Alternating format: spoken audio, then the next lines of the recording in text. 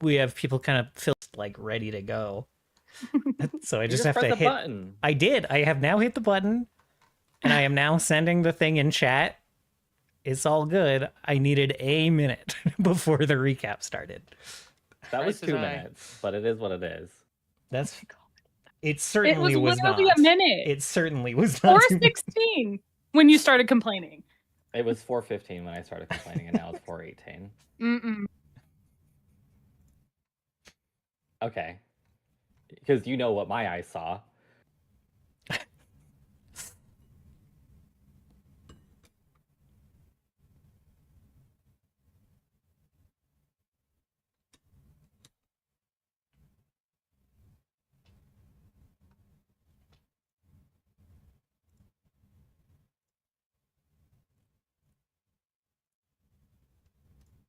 I'm concerned. My computer's been real weird over the weekend.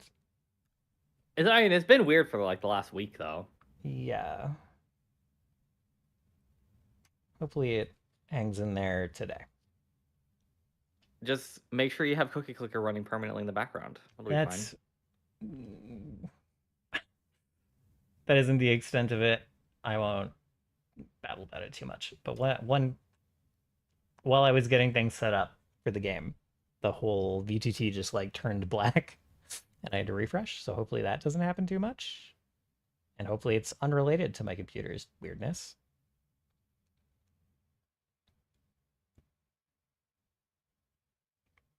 But it's also not playing my music on my side, so that's annoying. I don't hear it either.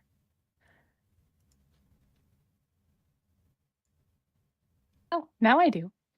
Sometimes it works and sometimes it doesn't, and I've just accepted that that's just the way it is.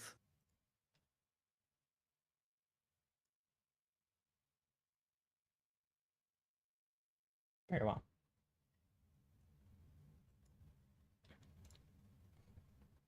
You guys use Chrome or Firefox? For Chrome. Or do you have a preference For playing Pokemon Auto Chess, Chrome. For everything It was else, more so Firefox. I just wasn't sure if, like, Dylan, I think we've talked about this, of just like if Firefox is better with like Foundry or Forge. Yeah, unfortunately, it's better for some things and worse for others, such as sometimes Firefox doesn't load music correctly for reasons unknown. The reason is they hate us. That's probably it.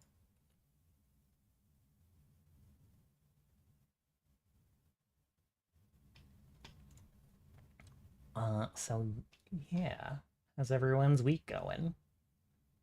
Bad. Bad? Uh-oh. But happy to be here. I see. I'm sorry. Uh-oh. Well, yeah, I attended two events in a row about a dead baby. Pretty bad. That makes sense. That reminds me of a joke. Uh-oh. So who wants to give the recap?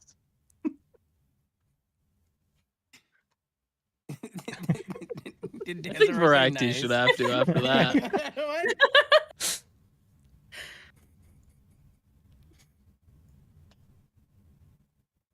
I think it's Danzivar's time.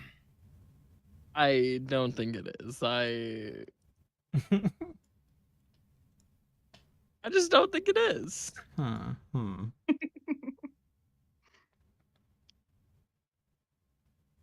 We're all here on time. Do we really want to waste another 15 minutes with me trying to piece together a recap?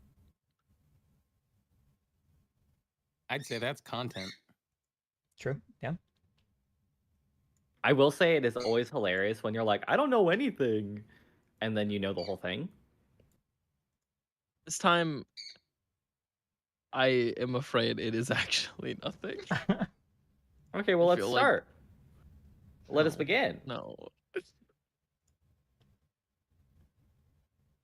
What's the first thing that happened last time? Just the first thing. Just the first thing. Yeah. Correct.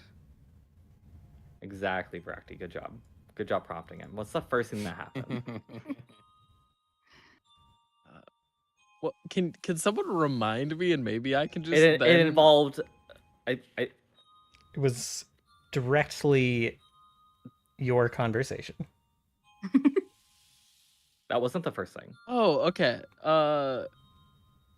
was it? I don't know. To well, me, I know that was the second thing. We retconned a know bit, that- and the first thing is the first thing. What? the This thing is that's not coming in to in my mind- chronological order. This is in the sequence by which that happened in session. Mhm. The Why don't you just get- canonicity of the timeline. Well, because I need Konnor to practice his recollection skills. I need him to practice his recall skills. Oh, this is a teaching moment. It's a teaching moment, exactly. Oh, I see, teacher. I remember that Paris and I went around the city, as we often do. Oh God, actually, it's kind of like flooding back to me. So one sec. Did we start off with the FaceTime call with the Veil Spire? Yes. Okay. So we had the FaceTime call with the Veil Spire. We pretty much kept insulting them until they decided that they would help us. That's probably not true, but that's sort of what it felt like.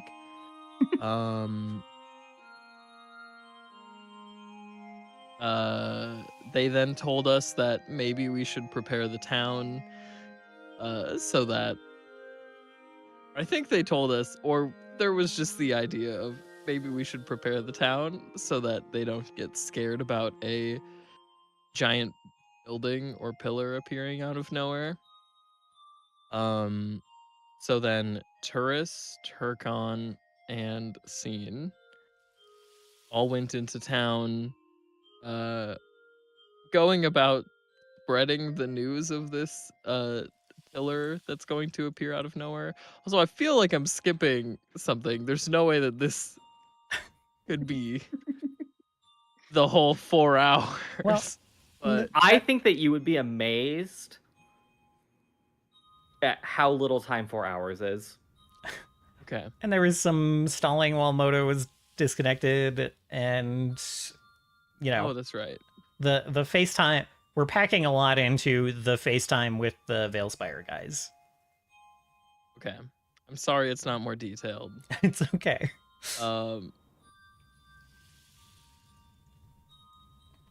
I can try and give more detail, but it'll be essentially there was one who just kept making comments, but they didn't seem to like us, but they were the most willing to help.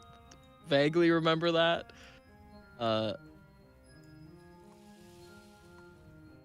Then when it came to the town, Turkon, I think, was just going around intimidating people, shouting about the fact that there was just going to be a building that appeared out of nowhere.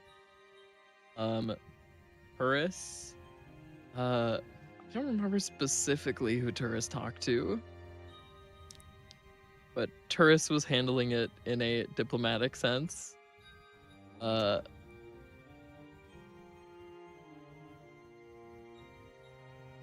Scene missioned artists with chump change to make a banner for his performance. And I don't know if we even got to the performance part. It was maybe kind of just encapsulated in the cutscene that you were describing. And then the Veilspire showed up, and people cheered instead of being terrified of it because we did our job right. Yeah, I don't think I described it very well, but I did. I was babbling for a while. I did imagine scene being at that scene that I described and like performing at the same time, making a whole event of it. Any comments or additions to that recap? Steris asked Turris to co-author a book with her on the legacy of the Four. That's true. That's true.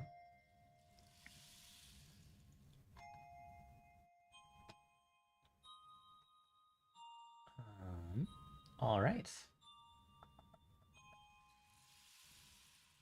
I don't think I have anything else in my notes. I know that we had Steris scrying on Sig actually before that first event.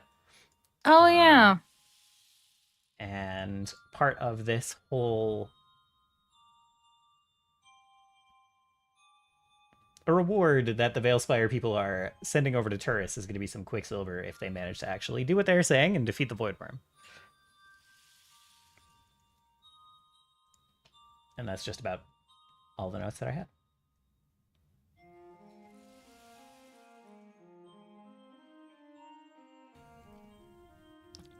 So,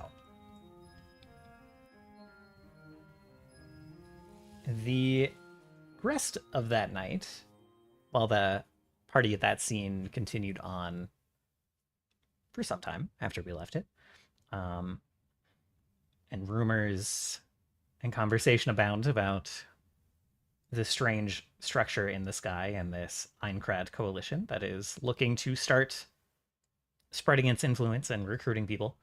The party itself has roughly that entire night and most of the next day to handle any tasks that they would like before they set off.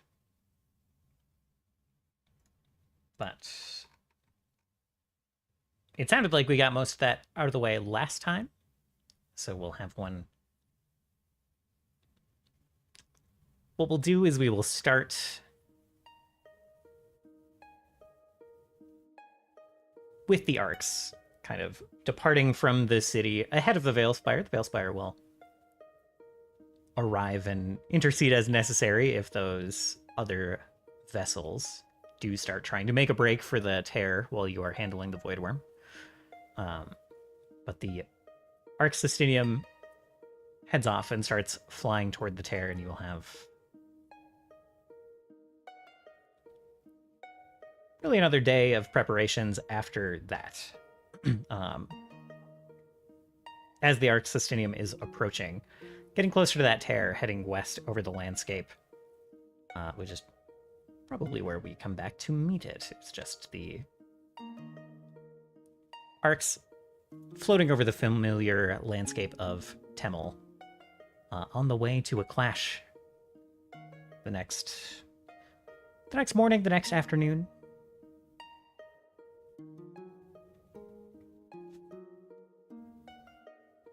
What is the party doing to prepare? And we can flash back to anything in town as needed. I do want to make sure that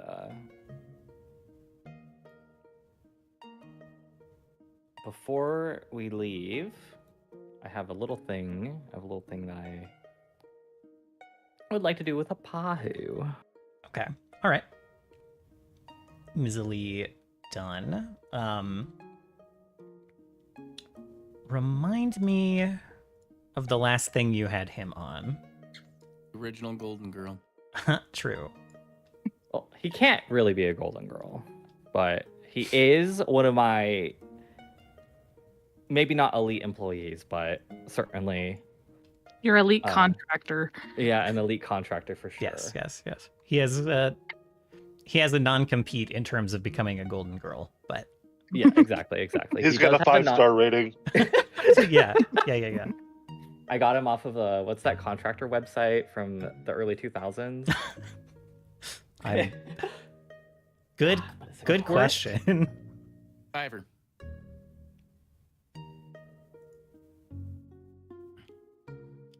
Copper. I'll look it up. I'll look it up later. It used to have a really like a catchy commercial and like a song, and it was like for housewives. What? Yeah, it was like specifically for like housewives whose like men weren't at home when they could like yeah. It's fine. It's fine. I don't think it has been a while since I've had a personal task for him. Mostly I was just getting the last thing I gave to him was to have him work with De Leon. Ah, yes. But I haven't like had anything since then. Yep. All right. Well, he's around in Songale, easy to drum up. Oh, okay. Oh, so he's just in Songale? Okay, he's not at the tower. That's awesome. I love that for me. Yeah.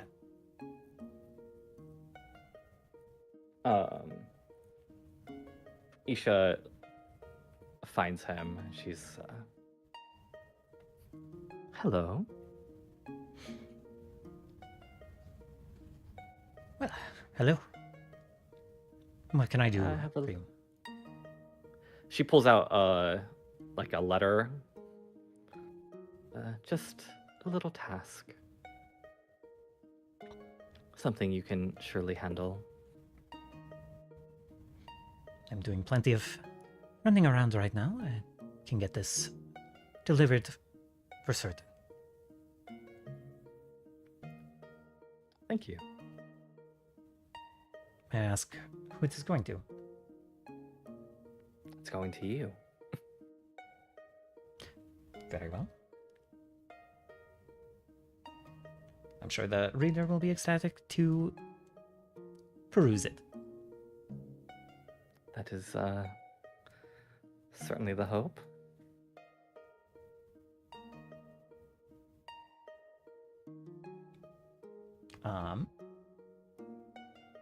If there is no expectation for him to immediately read it, he will tuck it away for later. But if there is kind of a look of expectation on Isha's face at present. No. She says, I expect the task to be done before we return. Not an issue at all. I will be happy to handle this here while you all fly off to... Well, I hope you have luck on your next venture. Indeed. And he'll kind of give you a very deep bow. He's wearing a... Every time he leaves the tower, basically, he puts on a disguise as just an elf rather than a drow. So that is currently his getup, is just like an elf in some kind of upper middle class commoner's clothes, blending in. But he gives you a deep bow and slips off somewhere.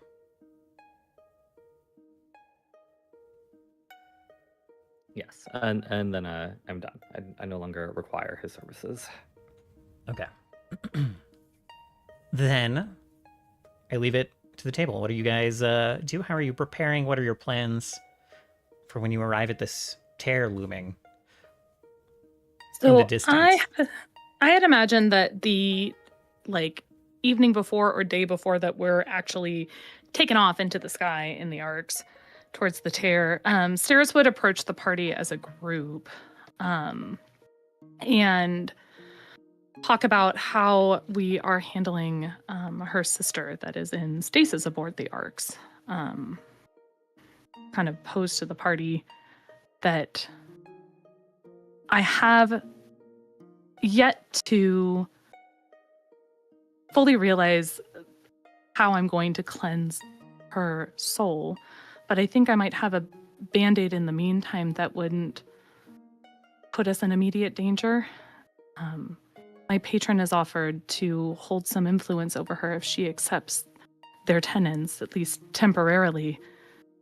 And this would I hate to have her aboard the Arks in stasis, unable to be a part of this fight and putting her in direct danger, since we can't guarantee coming out of this in one piece. But I'm done doing things in the shadows and wanted to get your opinions.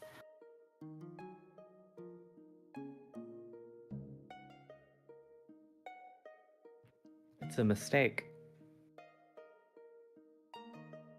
She poses more of a risk. Unsealed, as it were. But if something is to happen to the Args, I can't guarantee we'd have the time to save her.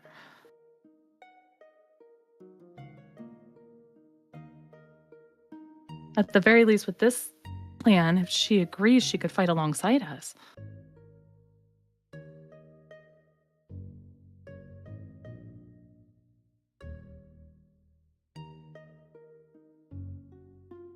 I feel like she deserves the choice.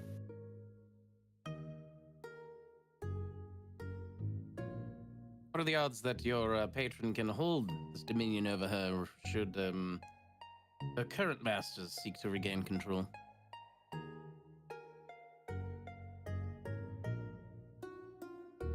Especially during such a pivotal fight.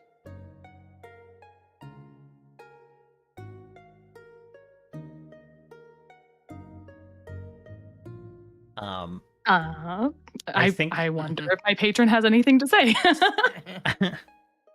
You would be informed that it would essentially be up to her, up to Scry and Scry's willpower to kind of like shift that the direction she wants it to go. Mm. Okay. Well, it's up to her will. And one thing about my sister Scry is she is in more ways more willful than I.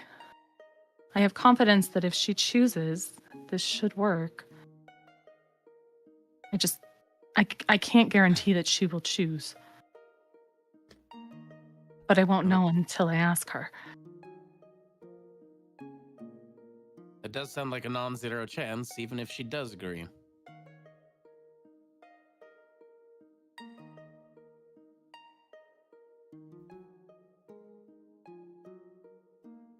I personally lean towards the side of Isha on this one. I would err on the side of caution. Things go sour, and we will evacuate with her then. What is our plan for evacuation when we're up against that beast?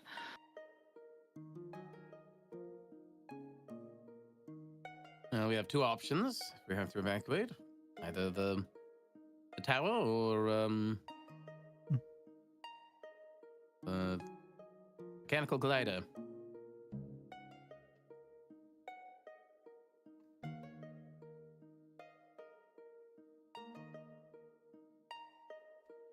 If you see her as such a liability, I'd imagine you wouldn't want her at the tower. Shit. No, that would be very Because otherwise I'd move her there now. If I could personally hold her in stasis, I would move her there myself. Sorry, chat, that was unrelated. That was unrelated. Presently, shit. I'm not able to do that. So. And unfortunately, I don't think there's any way to disengage the stasis pod from the arcs and relocate it.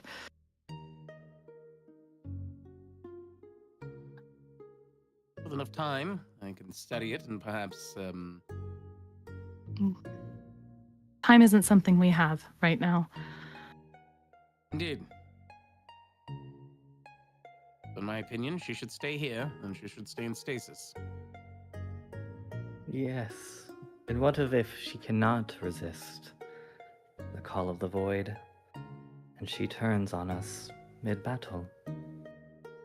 We have encountered numerous individuals who have shown immeasurable willpower, but have been immeasurably broken and confronted with the void.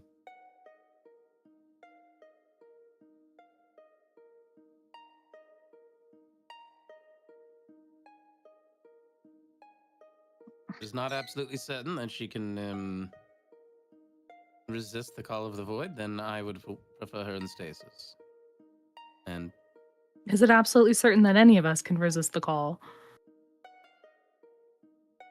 I have been training my mind against the void every day. Ever since those nightmares. We are opposed. Only if someone plays a song to my heart will I change. I know not all of us have that capability, however. Scene will give a very toothy grimace and be out. So if things take a turn and the Arx is compromised, we remove her from stasis and get her out. What's more likely is that the stasis will fail to contain her. So we run the risk. We run the risk either way. If the stasis fails, then the Ox is already lost.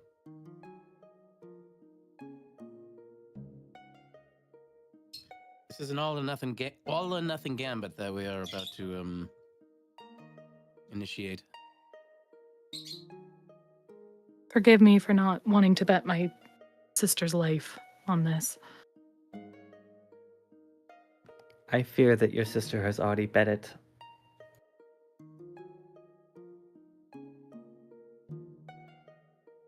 She has just moved her pile of chips from one side of the table to the other. What about one of the callers?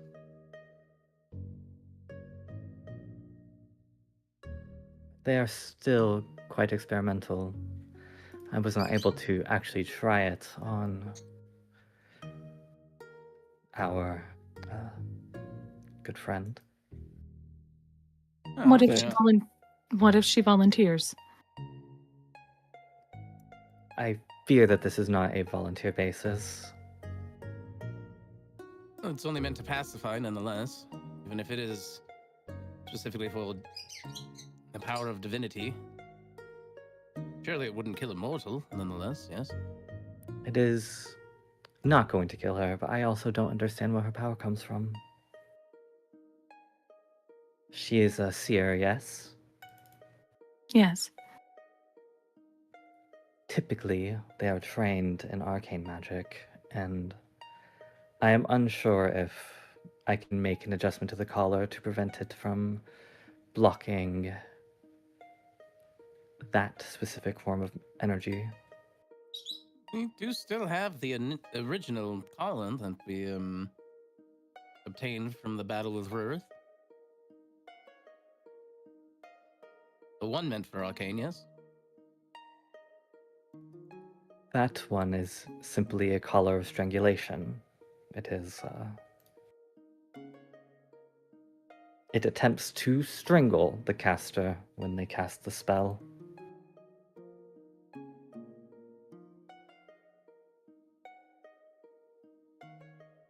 Ooh, how medieval.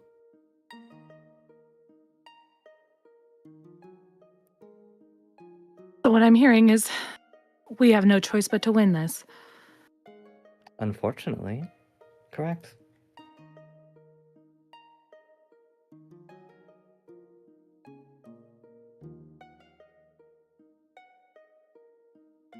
We can tell Arx to actually prevent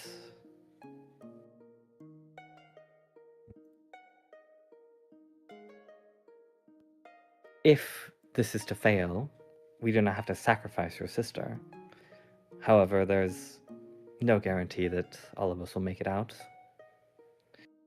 We can have the crystal depower the stasis chamber first.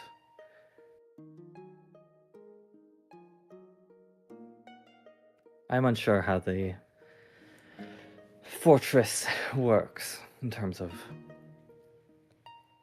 how things are. We can talk to Crystal and put some measures in place. Would you be able to communicate with Scry while she's in stasis? Paris mentioned you did it before. I was merely testing to see if she was still there. Can you tell her what's going on? I can, but she will not receive it for some time.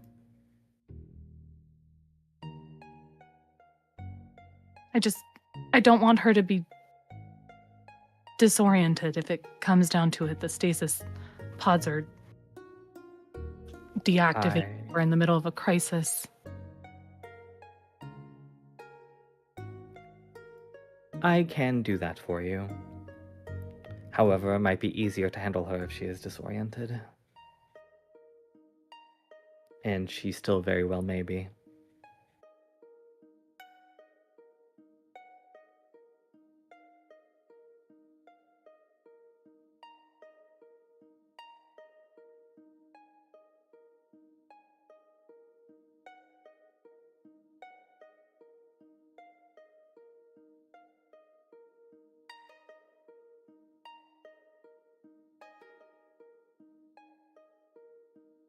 And there's no way for me to enter the stasis pod to communicate with her.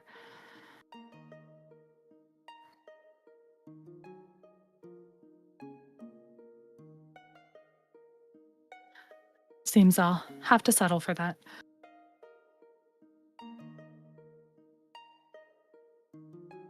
Of course. If you agree that if something goes awry with your sister, that we will handle it here, then I will accept you freeing her.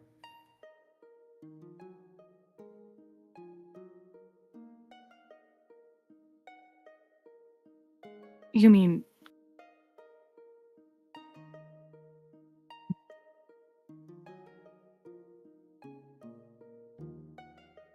You mean killing her? If we must.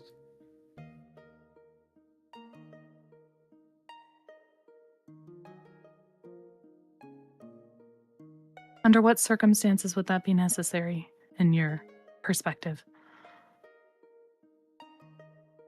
If she again threatens Ox. If she begins to work for the Void while we are facing down the dragon, the Voidwyrm, as it were.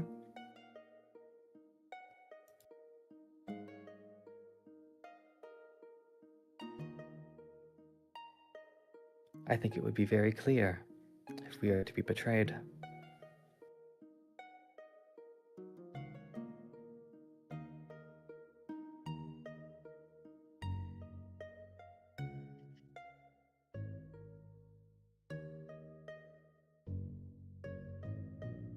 So if I agree to those terms, you'll let me give her the chance. It is dangerous, but I think that it is possible that she will succeed.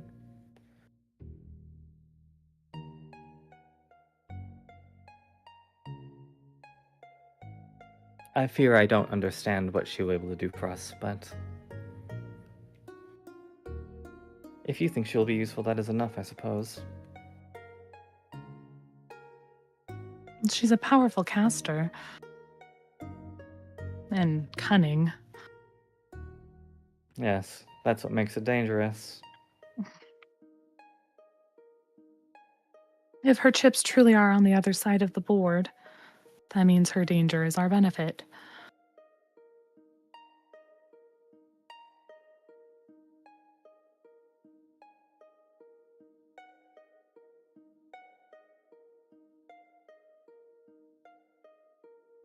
But this mission involves all of us.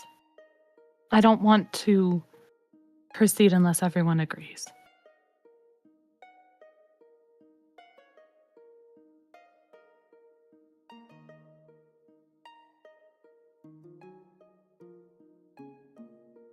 And if she declines the influence of my patron, she remains in stasis.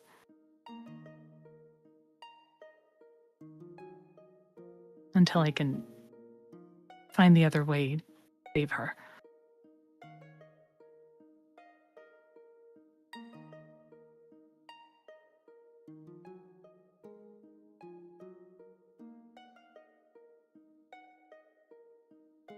Those are fine by me.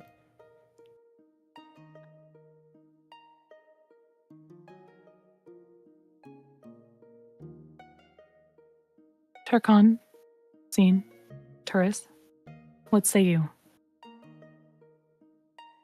Well, if you think it's a good idea, then I'm for it. Thank you.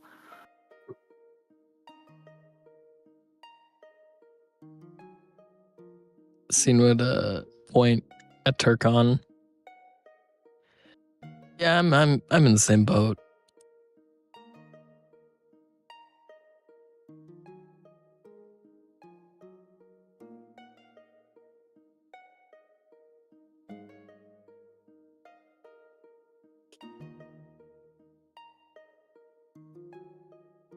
Turris, don't let the others agreeing influence your opinion. I want you to be honest. Oh, I'm still completely against this.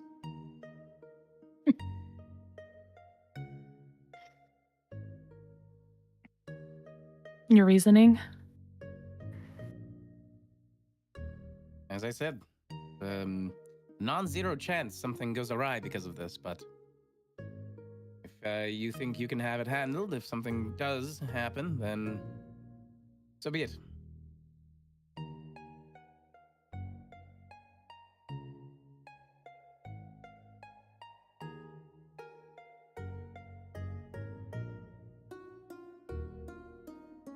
Still think we should try a collar at the very least, though. I fear that if we put the collar of strangulation on her, then her greatest asset will become useless to us. Mm-hmm. And since her power is not divine, it does not actually repulse the magic that she weaves.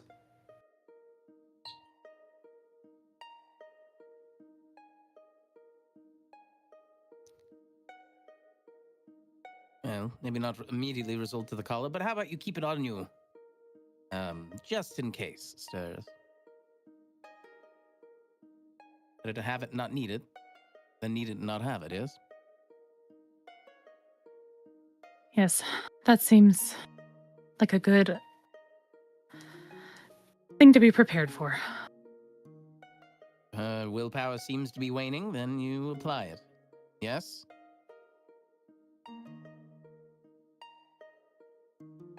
Yes. We cannot fully expect that Steris will be babysitting her sister the entire fight, can we? No. I don't think that's very realistic.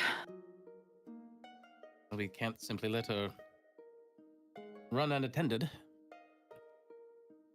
If she does not accept the power of the War Naga, then she will simply return to stasis. Those are the terms, Turris. What if the War Naga is unable to maintain his control? Then we slay her. She might be a powerful caster, but I don't think that she is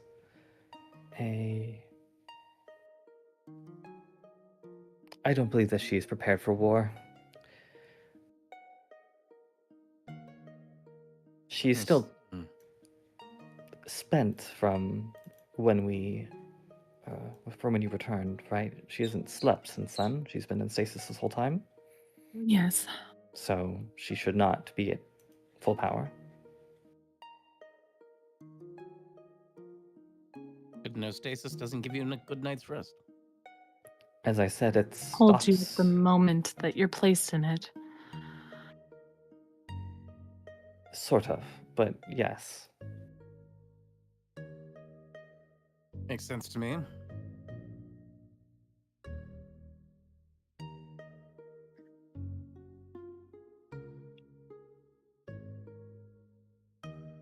And if she is to come out of stasis because of the arcs failing in some way,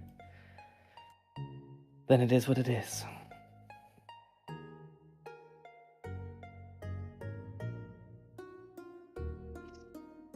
Well, in order for me to even pose this choice to her, I'll have to remove her from stasis, at least for a I short. will go get the collar from Luca.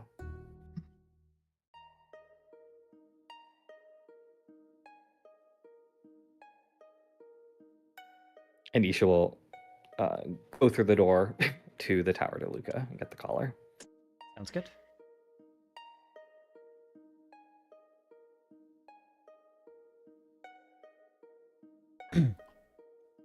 A minute later, you guys are gathered back in the brig with...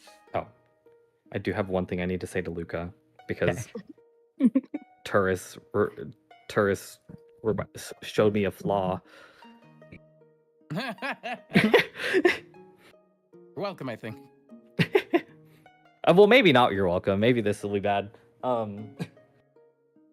As she's like walking away, she's like, "Could we have some of these collars modified to repulse arcane energy as well?" Nice. In theory, that should be easier.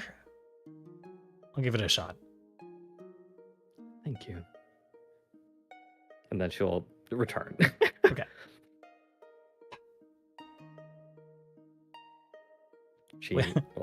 Isha will give the collar to Steris.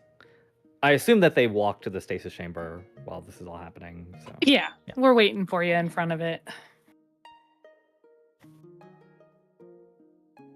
All right.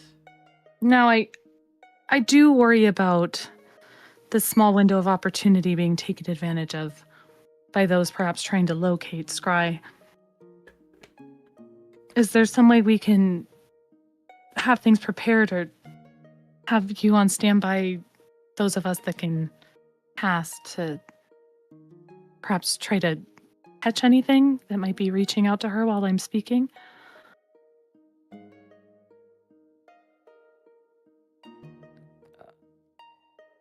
Does Thank you. Crystal have any defenses like that? I know, I'm like something to like shield. I don't know. I Um, can look out for sensors while you are conversing with her. They are typically invisible things, but I have zero problem seeing them. Something we've benefited from often and continue to. Thank you, Isha.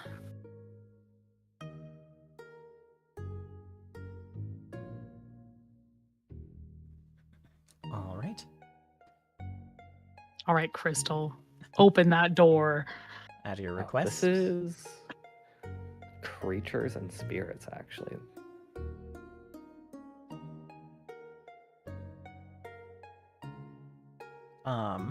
Everyone can, by Actually- the way, hit a long rest and get all your spell While slots they're back talking, and I'm just everything else. gonna do this instead.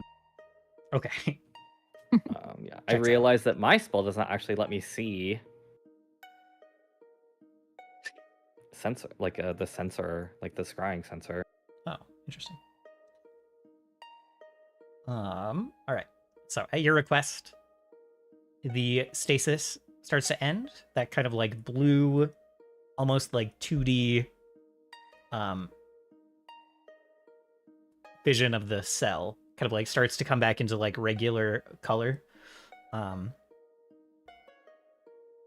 And become more three-dimensional as time starts moving within again at a regular pace and light starts moving again.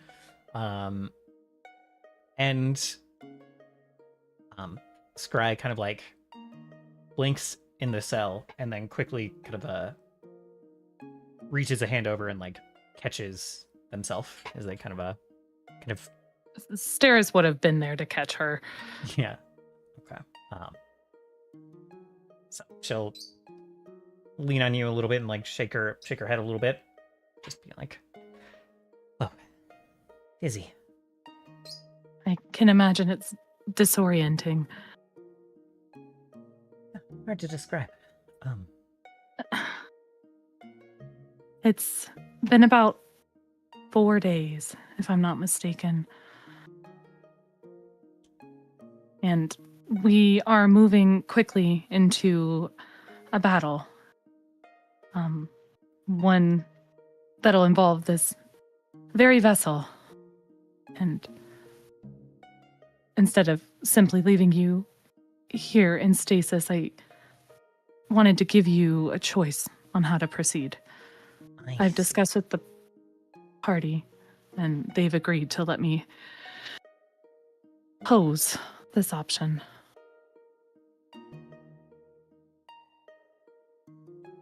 Well, We're worried about the influence that Uro and the Void are having on you, and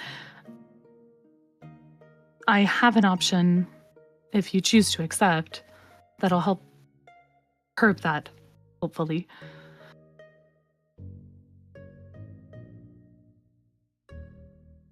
I would hear it, I suppose, especially if it will allow me to help. Right. My patron has offered to form a bond with you, one that'll be based on your will to resist the void, and one that'll allow you to fight alongside us in the battle to come.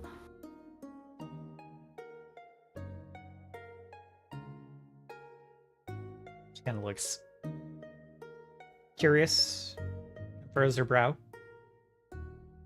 And Steris will kind of maneuver her, the white snake that wraps itself around her upper arm, into her palms and kind of present the familiar to Scry. Okay. This is my means of communicating with them, and I hope that you'll hear their terms. Before Isha, she's closing her eyes, and there's like a gold sun on her forehead that is glowing. Oh. Before you accept, know that if you fail, the consequences for you will be most dire. If I fail, what exactly? To resist. I see.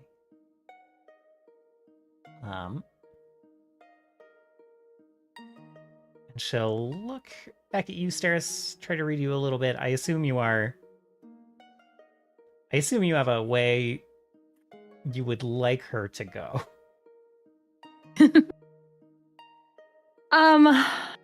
Steris is very worried about her just being left in the stasis pod while we're fighting and being unable to get to her in the event that the Arx is completely destroyed. So Steris is perhaps leading with those parts, maybe putting more emphasis in her words on those parts and trying to play down the bad, letting her optimism shine through a bit. Something she hasn't really let shine like that in a while. But she will say that, ultimately it's your choice, Scry, and I don't know all the inner workings of what you're navigating when it comes to your power and the source of it. And I wish I could say that this is foolproof, but it's far from that. If anything, this is desperate. I am hoping for a means for you of this connection. I can't quite grasp it in a concrete way just yet. This is the best I have for now. She'll kind of reach past the snake in your hands and just kind of lightly lay her fingers on one of your wrists and just kind of give you a soft nod, just an I understand. Trying to settle you a little bit as well, trying to comfort you a little. Go ahead and roll diplomacy for me, just to see how much your desires sway her here. Mm. Okay. Oh, wonderful. Firefox is being so weird.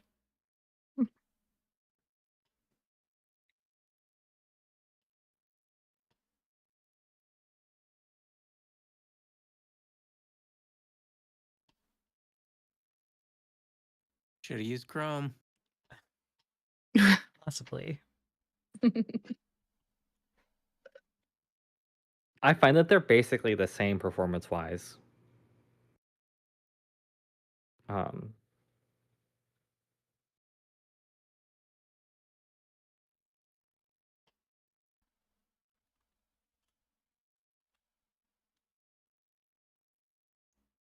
Two of my Firefox windows just like went black is all. So I had to refresh. Foundry.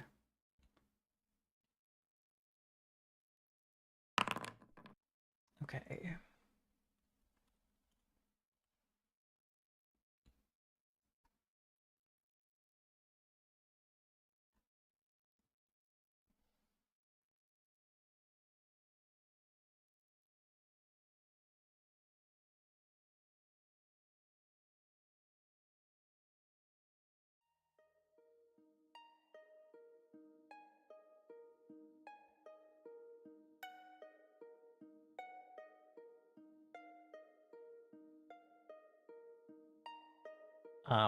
So you make your appeal, you present your familiar, and Scry kind of like looks down at it. And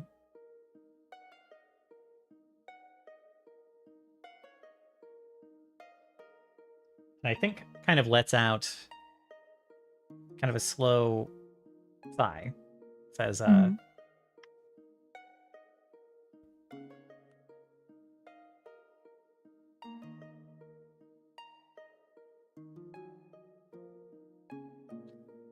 don't.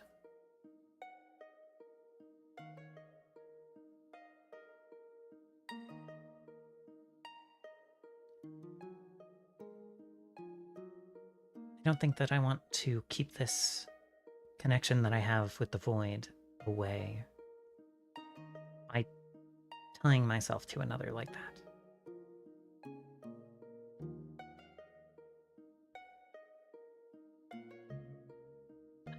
Of course. I understand.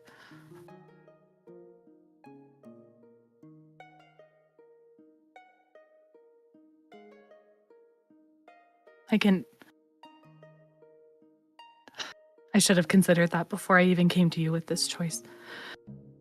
It is a... She shakes her head. Of course you wouldn't want another one in influencing you. There's Right. a generous offer. I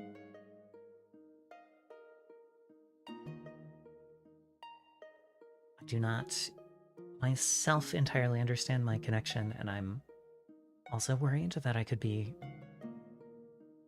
even if my will is my own, used in some other way, if I am free and wandering around. Mm.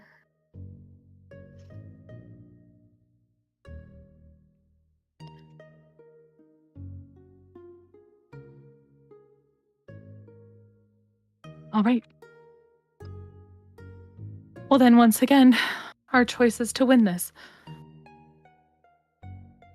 I'm sorry we'll have to return you to stasis until this is done. She gives you a smile and like pats that wrist. Says, I have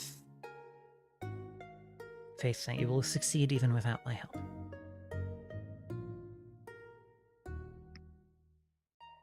Sorry I that will. I'm too afraid to help see that through. No, your caution is wise. And Maybe. I'm going to choose to believe it is. My companions cautioned much the same, but they trusted me enough to let me entertain the option. And that has to be enough. Kind of looks past you at the others and then nods and looks back at you. Says, and I thank them for that.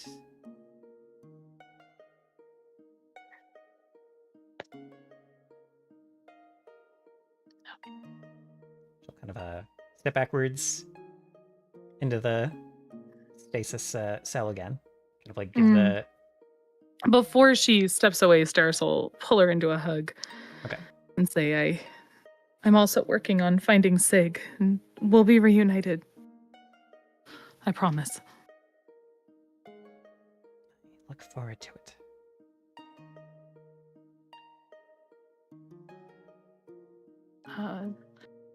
Steris will release her into the pod. She will step back, kind of bow her head to all of you and say, I see you all soon. You will. She'll nod again, and the crystal will reactivate the stasis chamber.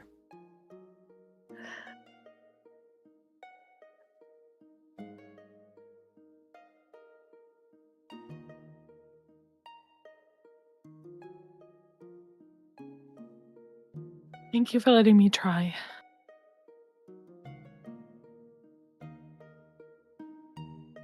Now, how are we going to win this?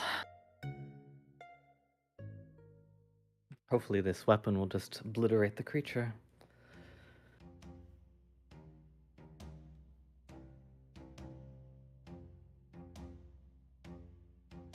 Well, unfortunately, Big- it's going to be a little more involved than that. So, Crystal, we just ask you and you blow up the flying beast? I will activate the leyline surge on your mark. Creature does need to be quite close for it to have any effect, and needs to be entirely within the field of what would be the shield for it to have full effect.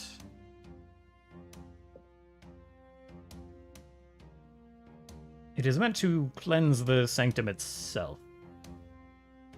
So in that way, it is not precisely a weapon, outside of a self-defense one. We can get the worm onto the castle. That is all that is needed. Yeah. Go ahead, Taurus.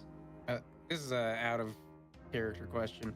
The Voidwyrm, physically, is it bigger or smaller than like the hangar bay? Like, would it be a tight squeeze to try to get in the hangar bay? The Like, is hangar this- bay. Yeah.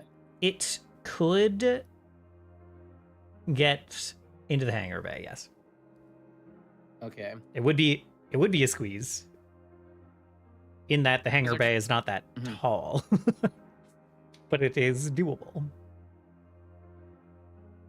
It would it would just barely fit the 20-foot tall or so roof of the hangar bay. Okay, because our options are either draw it into the hangar or draw it into the courtyard, right? I did not actually. I don't consider the hangar to be an option. So Well, Turles will go on to say, I've been making preparations to clear the defunct hangar. So, it is too dangerous to expose the inner workings of the building to the breath weapon.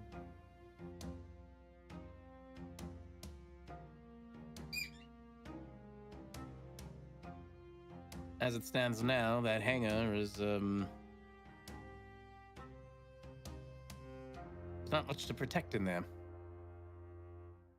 Yes, but it is a breath powerful enough to pierce through, something that holds back physical objects the size of towers that are 10 or even 15 times as large as you are. We draw to the courtyard. That was my intention.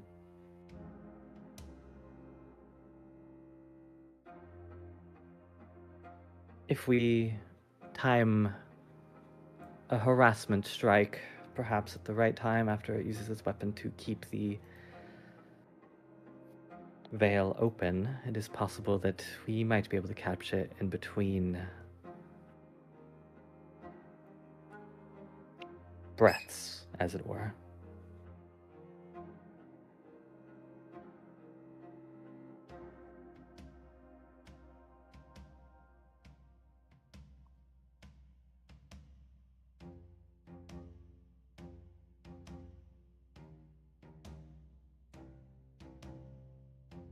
Anyone else have any thoughts on this?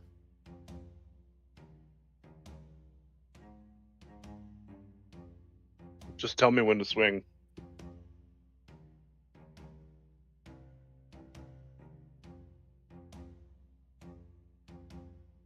So it's about timing our attack to draw its attention to us and away from the tear.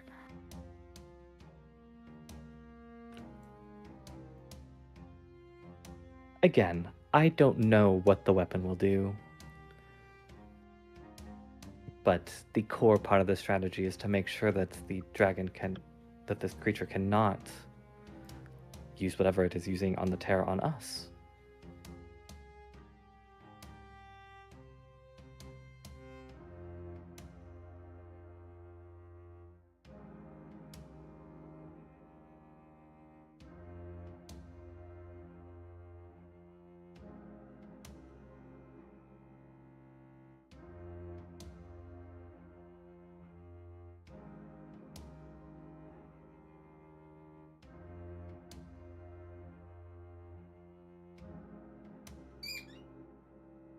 I only pray that this weapon is strong enough to not leave a corpse.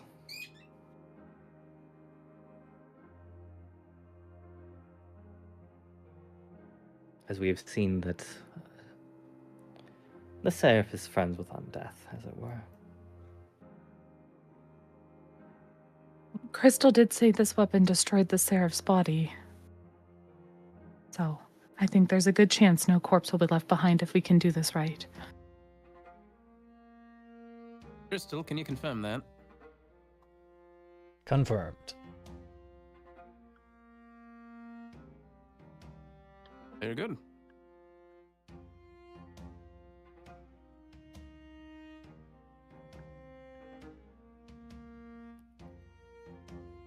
So we wait until the Voidwyrm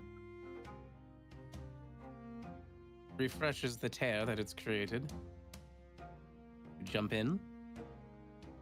We lure it on board with Isha. And we activate this thing. I can possibly create something similar to what I did in Sangel. A spell array that will allow me to cast a spell that is much stronger than I'm currently capable of doing. Something that might look to the void beast that you're going to close up the tear, perhaps. I don't know if the beast itself will be able to tell what kind of spell I'm casting. Yes, it must have some modicum of intelligence, right? Yes, but divine magic is not so set.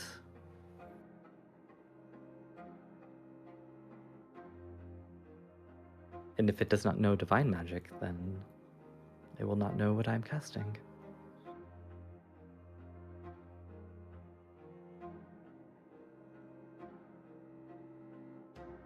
The point is to get the creature on to the arcs. It just needs to feel sufficiently threatened and without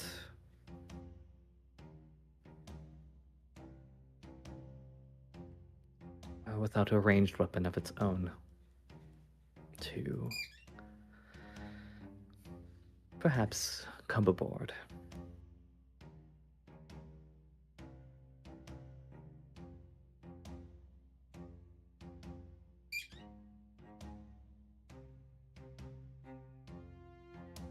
Maybe it is prideful and hasty. Who knows?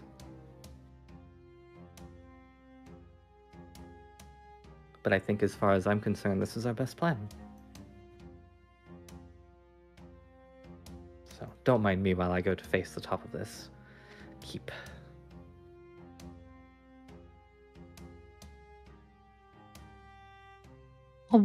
One of us needs to activate the weapon. Seeing you can do it mentally? Didn't the arcs like choose you as the conduit? Scene would ask the crystal. I'm not 100%, like, I don't 100% remember if Because timing is important. Perhaps the rest of us can assist by being relays of communication so we can ensure that while Isha's facing it, we can time the use of the weapon. Can Ox not see the courtyard? I can. And you have seen the Voidwyrm? Certainly it would be a simple matter to fire the weapon when it lands. If you simply wish for the weapon to be discharged when the worm is inside the confines of the barrier, this can be done. If you have a more particular sense of targeting and timing that you would like to take in, then I can simply wait for your command.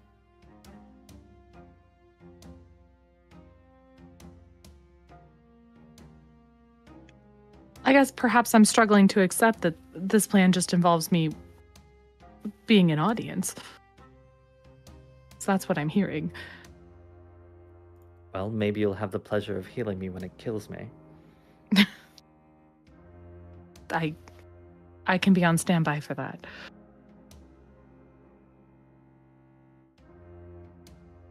Though I have a hard time believing you could die. Stranger things have happened.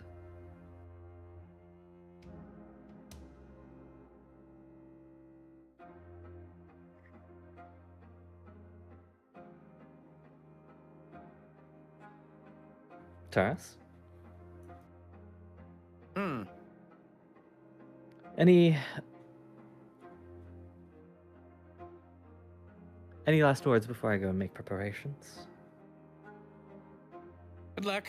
Don't die. Again, I'm not leaving the courtyard. Message me should you need Perhaps. anything, but I will I'll be with Crystal initially to make sure that our jump is exactly when we need it. Of course. I'll also get the mercenaries ready.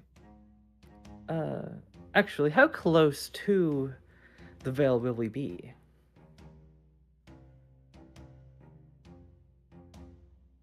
Point-to-point jumps require landing, as it were, relatively close to the ground. I might be able to pull some of the energy from the Veil into my spell.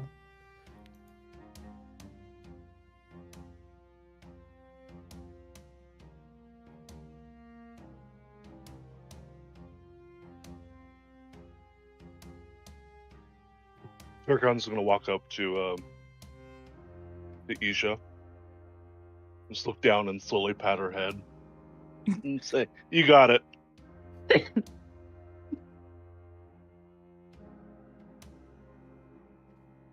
Isha, who is almost as tall as you. Oh, are you? I thought you were short still. Oh, I was never that short, to be honest. I'm Doesn't not stop. like, yeah, no, it doesn't stop you for sure, but it is hilarious because I am a giant of a woman. I'm just a tall, spindly thing. What the? I'm not dying.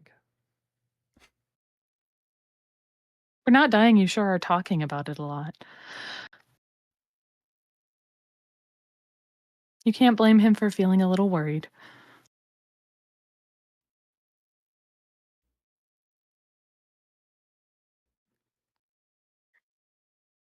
Scene, we need to speak. Privately.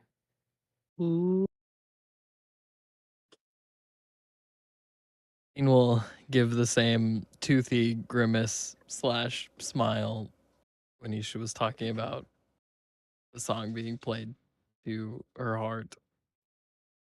Yeah. No problem.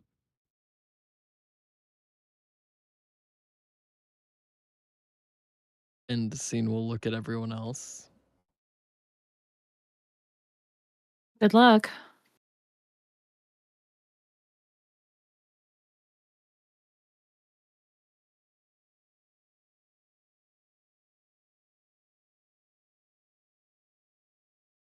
Yeah, Everything will be Isha, okay. Isha Sarah's giving you a thumbs up. leads Scene up and out and onto the courtyard. Like, what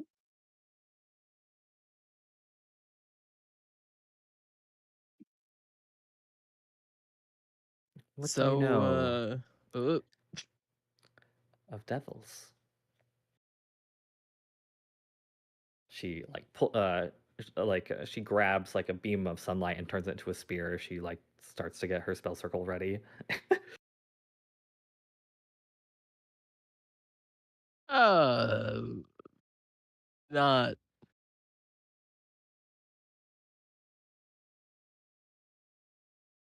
actually. Can I make a this be occultism to see how much I know about devils? You can roll it with occultism. Religion is the more precise check, but I'm gonna do it with occultism. Yeah, so it's like occultism is your highest check, is your highest recall. Yeah. So. Not very much. You don't know a ton about devils. Figured. I just was like, maybe I should actually play the game to see.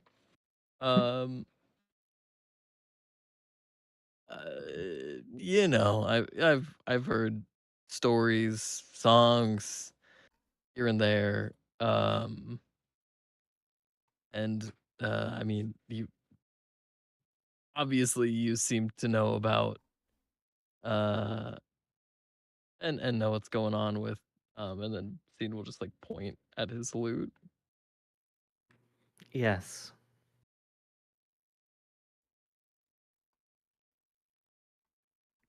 I need her to make a promise to me.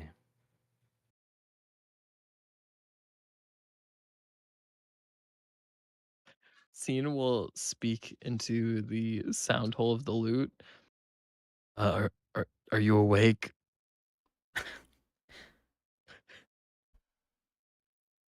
I have a sense when I'm being spoken about.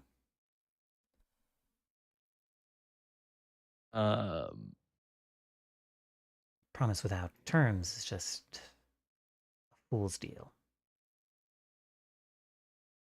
Here are the terms. Isha is sort of she's tracing, like she's like walking around the courtyard and she's like tracing the edge with like metallic gold lava.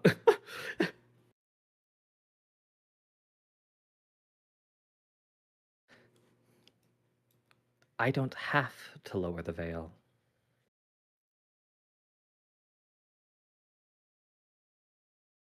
This thing that prevents you from entering with as much ease as walking upstairs. I don't have to remove this barrier.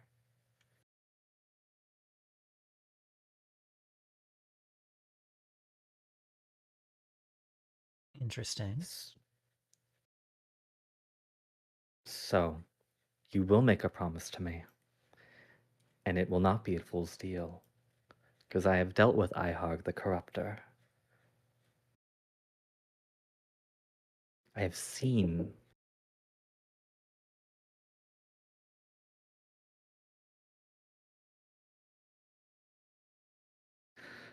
I have seen the insidious ways your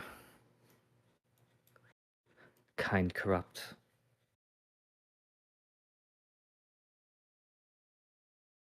All I ask is that you play nice until the Seraph is gone.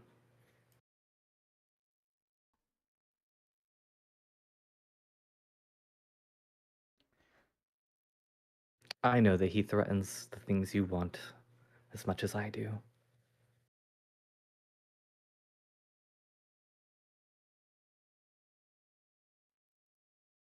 You are correct. A world that is taken over by the Dominion is of very little use to us. And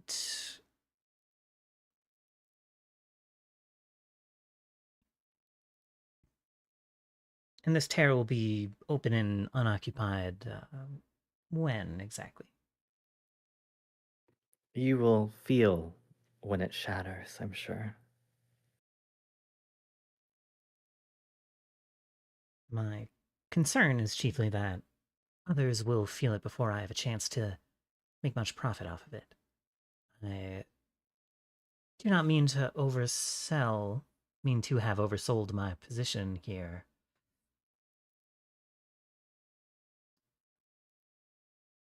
If I'm going to keep others at bay, I need a little bit of time to work. You have a day. Well, I can work fast. Yep, I promise. I'll get it handled.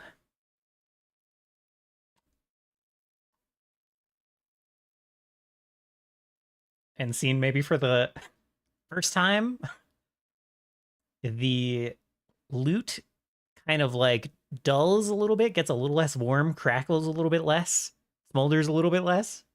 Like she's no longer at the phone. correct. Yeah. You got put on hold. Yeah. Does this affect my stat bonuses at all? For a brief time, the ones where for a brief time, yes. That's fine. All the powers that are like, Ayusip will help you, blah, blah, or not Ayusip, wow. Tuveshtav will help you, blah, blah, blah. Those are not available technically for a brief amount of time. Yeah.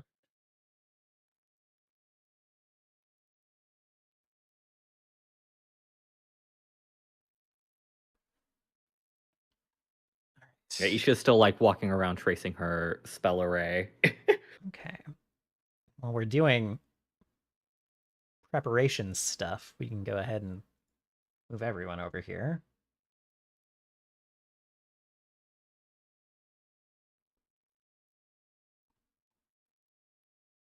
And get a little glimpse of the Guys Thunder? courtyard. Oh. We don't have to pay too much attention to titles.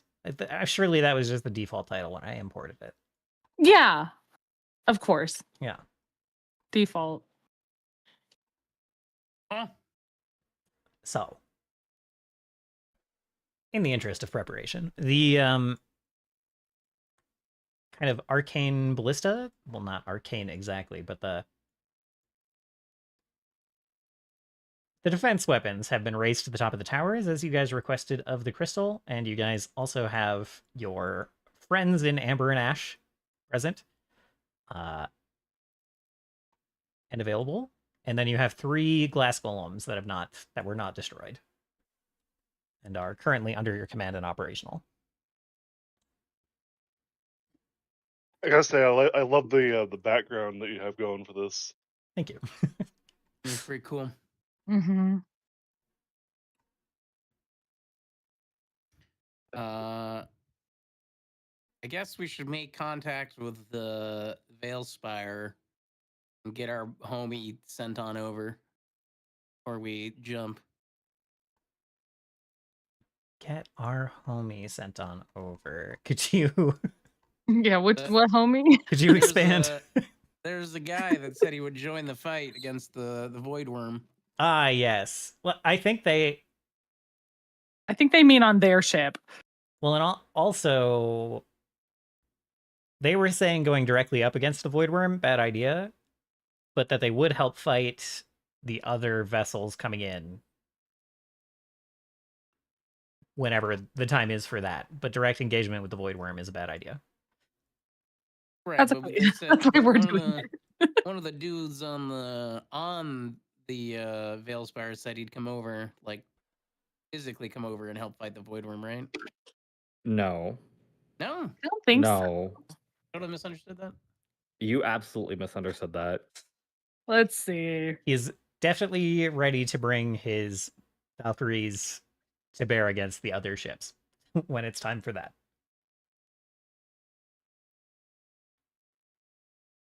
I would have wrote down if any of them were really super gung ho about it, and I did watch the VOD. I didn't really feel like I missed anything. So I could have sworn one of the guys was like, "Yeah, I'll go over to you guys and help fight the guys, help fight the worm." I don't know. I misunderstood that. think that you might be mixing up his excitement to fight at all with fighting the Voidwyrm.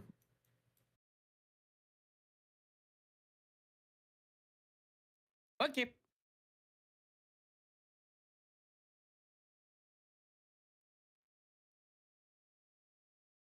You can always call and ask. I'm You can sure always the call and Veilspire ask. would love to talk to us again. Yes. I think the one that was eager to fight was also the one who's like, surely you guys would fail without the intervention of the four.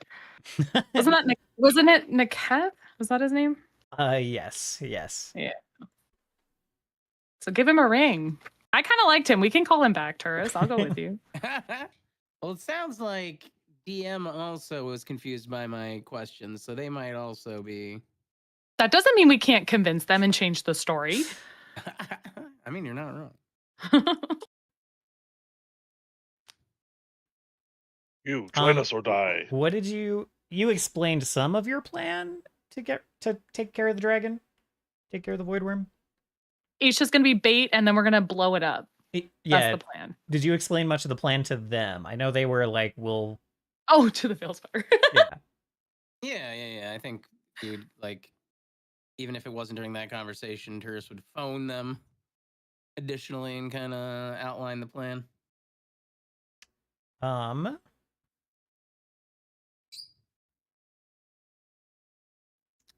For the sake of brevity, and since they did already agree to help in some capacity, the answer is we will help deliver the final blow when whatever your initial plot is succeeds.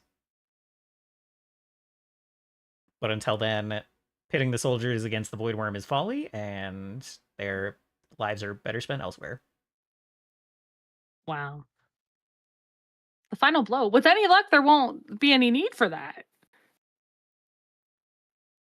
That's a fancy way of saying nothing. That's a fancy way of saying we need a lot of luck. And we have it. I hope. They will be ready to aid, but they're not gonna go right up against the Voidwyrm.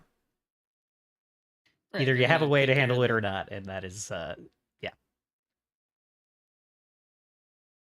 All right. That Final part I definitely got. idea, Turris. Uh-huh. Do you have any way of contacting your mom? Because if I'm remembering correctly, Varys compared her level to the Voidwyrm's level, and maybe she could be a backup plan. Do I?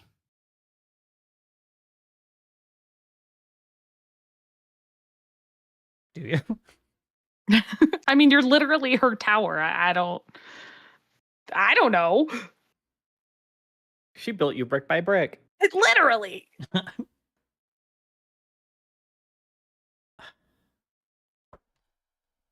You're like the final gift of her lost love or whatever. That's like, come on, you must have some connection.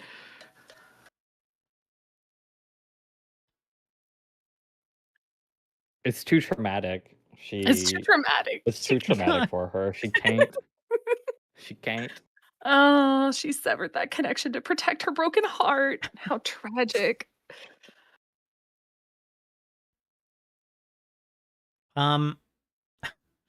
she can definitely contact the tower at nearly any time that she wants. Just not the other way. Correct.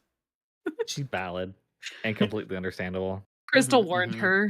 She has sending spells and other communication spells galore.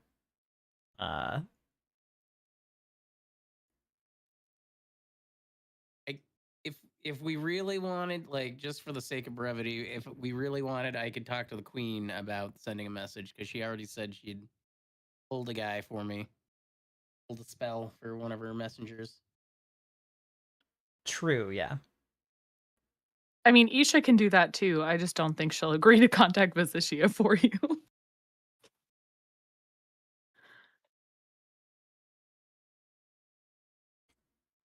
Also, technically, so many of her clerics and other casters are familiar with Urith or like his attendants or people like that. Mhm. None of them have met Visitia. True. Just a fairly key component of the sending spell, I believe. You're so right.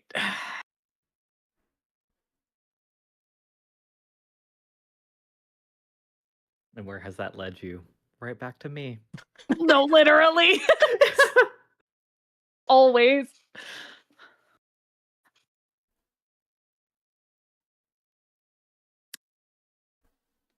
You know, I'm 0 to 1 in convincing people to do things I want them to do, but I'm willing to help you, Turris, if you want me to aid you in convincing Isha to do this.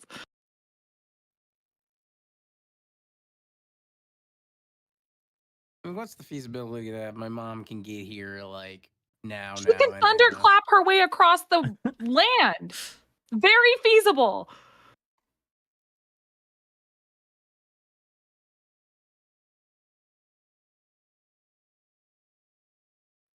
Okay, and I guess we'll go talk to Isha real fast. She loves being interrupted. This will go well. Mm-hmm.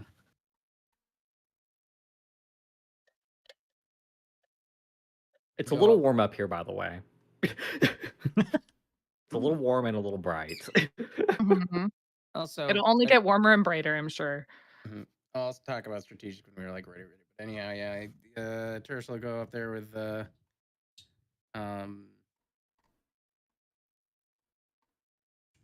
Steris and regard Isha and then tell her, Isha, I need you to contact Vestitia for me and have her contact me. Is there anything you would like me to say specifically? Isha is she's like floating in the middle of like just the biggest, it's just like a 200-foot wide spell circle. Good lord. She's never looked more comfortable. Let her know that I am calling upon her to join us, to aid us in this battle.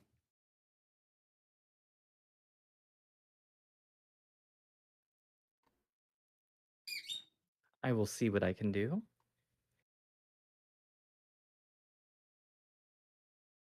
I guess I do cast it.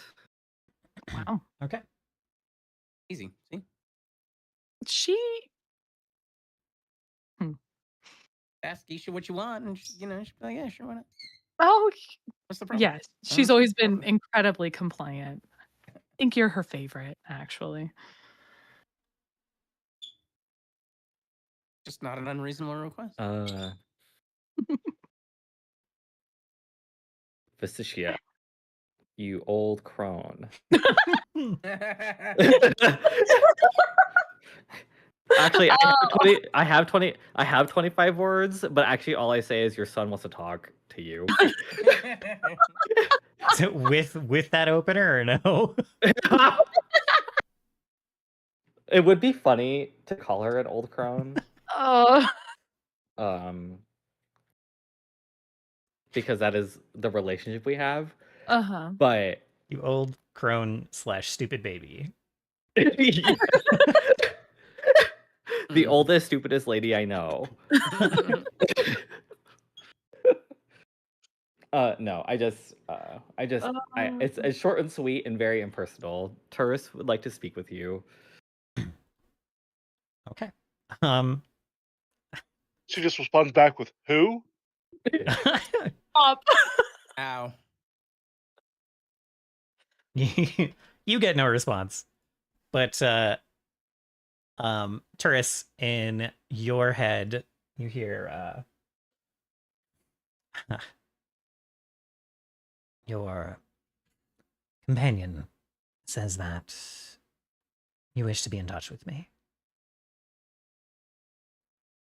Coming from this issue.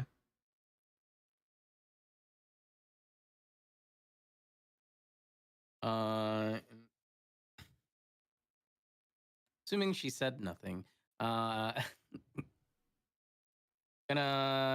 reply and say, I have like 25 words. Yeah. I attach PNGs to this bad boy. These send are her words a- only for Okay. sending. Look, it is a lot of data. So much data. I It's need a so better much data. plan. We don't have the cell phone infrastructure for images quite yet. It just takes a higher spell level subscription plan. If you just pay a little more.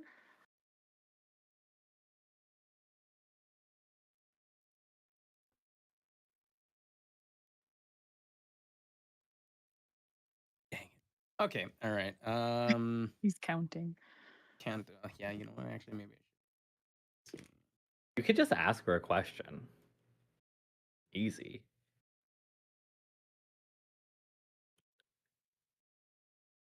How many words is how many words is your response? You're like really word maxing. He has not talked to his mom in a long time. There's a lot Yeah. to say. Mom, will you come help us fight a void monster? That I would have done. Dearest mother.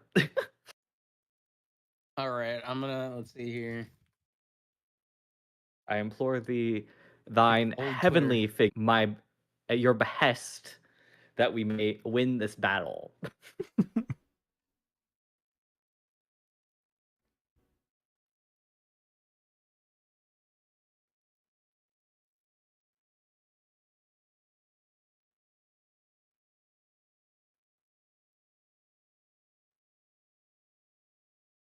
Mm-hmm. Here's word.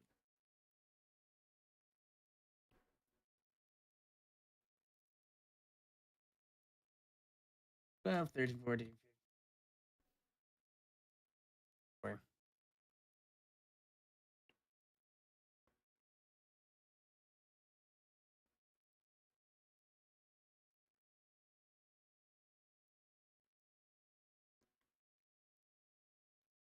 All right.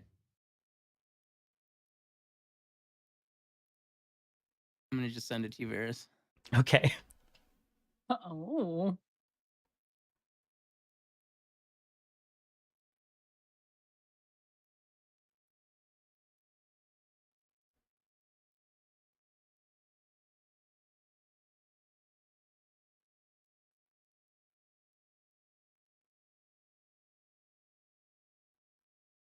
I think that's just under 25. I just changed some stuff. 1, 2, 8, 9, 10, 11, 12, 13, 14, 15, 16, 18, 19, 20, 21, 22, 23, 24, 25. Yeah, exactly 25.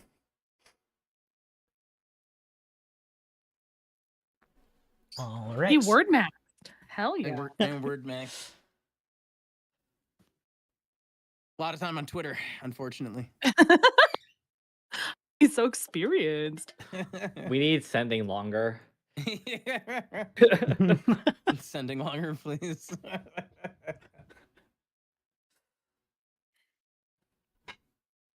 Okay. Where are you as you are sending this? I probably went back down to Crystal. Okay. He needed a private moment.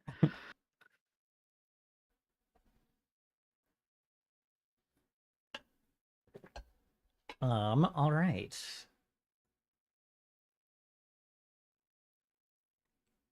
You do not get an immediate response.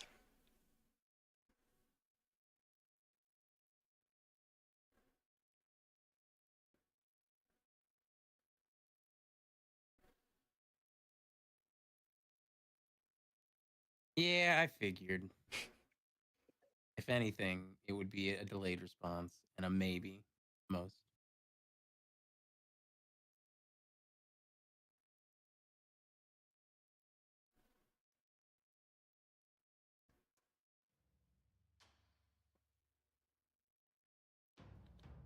So, after that, what do you do next? So I'm gonna have the glass golems flank Isha, but they're only going to interfere when the dragon or the Voidwyrm closes in. So they're gonna basically be backline protectors to defend Isha, and also gonna instruct was it Ember and Ash? Amber and Ash, yeah. Amber and Ash, yeah. To make sure to man the ballistas, and they have 360 degrees of firing angle, right? Like all four of them. Yeah. They look pretty. All right. Just I'll instruct them to be ready to man them. Keep somebody close, like in the stairwell, but out of view from like the drag or the Voidwyrm. And normally so good about not calling it a dragon. And as soon as the thing lands and they see everyone else start to attack the thing, turn the turrets onto the dragon and fire at it after the main arc's weapon has gone off, if there's anything left. All right.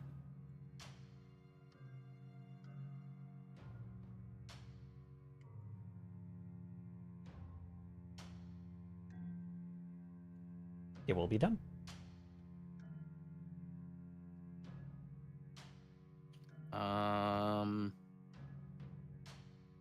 And I guess the last guys will be just with us, ready to help back up Isha when the dragon gets here. The Voidwyrm gets here.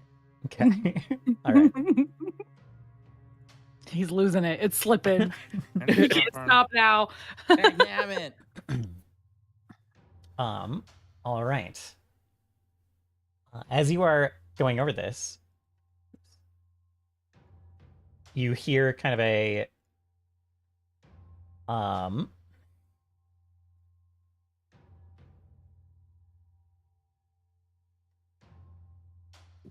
guess technically you wouldn't hear anything until after the fact. So quite suddenly there is like a clap of thunder, like right on top of you, like right on the arcs. And you look up kind of just in time to see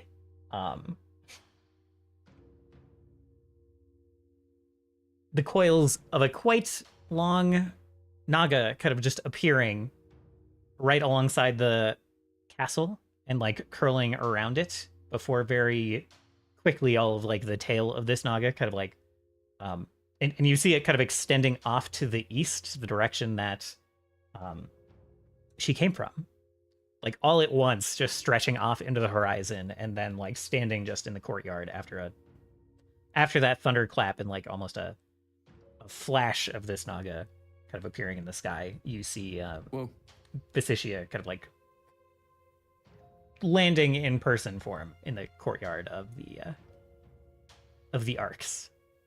For just a moment, seeing the face quite large, kind of like attached to a serpent body, but then very quickly taking that kind of like human form, as you then hear thunder kind of rumbling off in the distance, like back in the direction she came from, as the sound catches up to her. That's pretty cool. Dolphin. Indeed. She kind of looks off toward that tear in the sky and the creature holding it open and kind of like furrows her brow and says, I am glad that you called for me. See what we can do. And we'll take a break real quick there as she kind of like walks toward you to assess how you've set up for this situation. Mother. And then we'll get on with it after call it 5 minutes, 5 minute break. Sweet. Sounds good. All right. Out of time.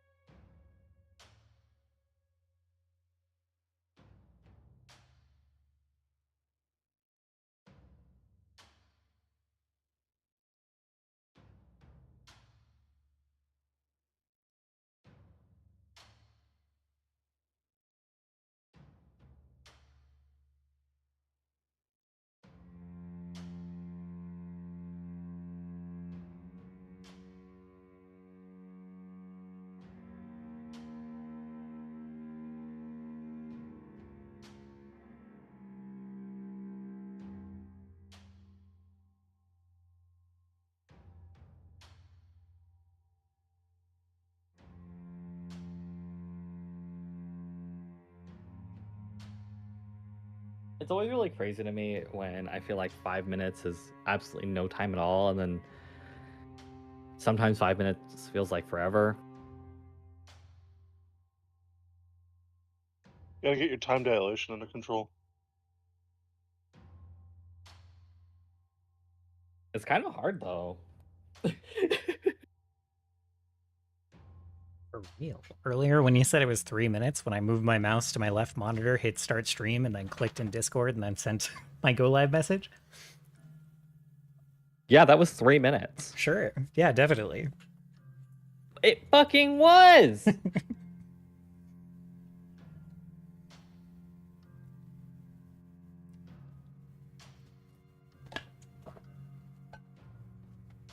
Don't sass me. I went piss. I went up and took one lap around my kitchen. That was 5 minutes. I was like, what do you mean? Yeah. And here I thought I got back right on time. It's already been 5 minutes? Around there.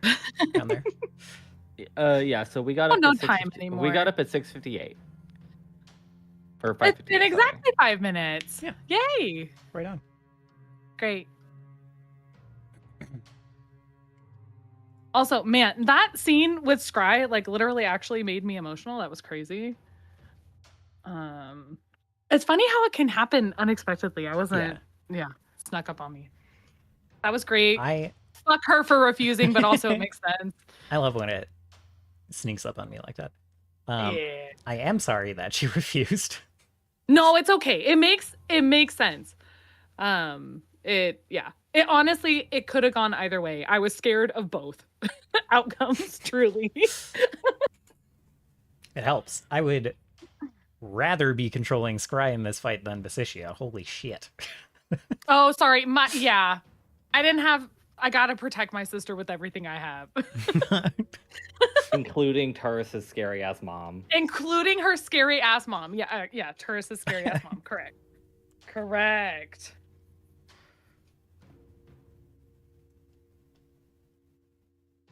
So, sorry for popping that off on you. It's all right. It's all right. I'm so glad she agreed. Holy shit. She's been so absent.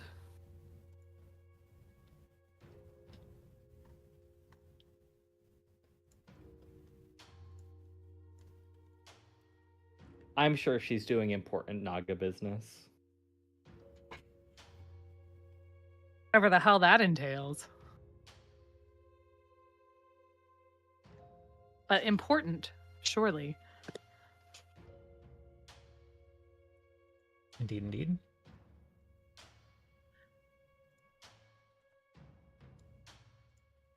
Yeah, she's definitely not just been like cooped up alone in a library somewhere crying. No, of course not. Wow. No. She could have been cooped up in our library crying. If that was the case, why go somewhere else?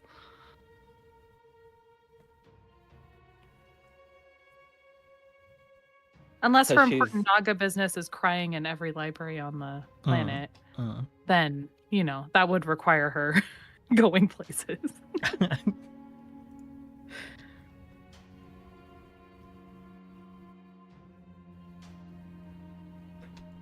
Let's see.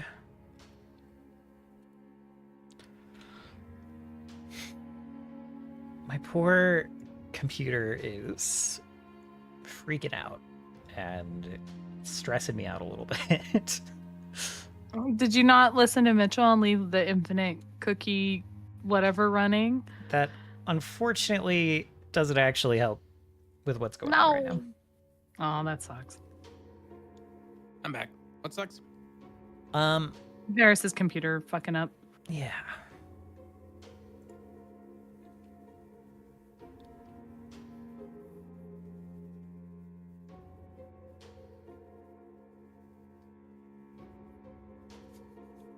Well, that's all right. We'll get through it.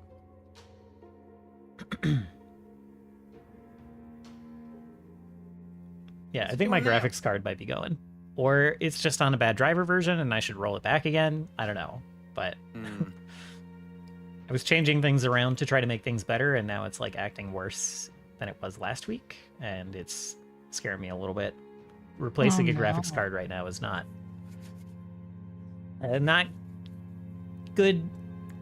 Not good with the current economy, and not good with my current economy.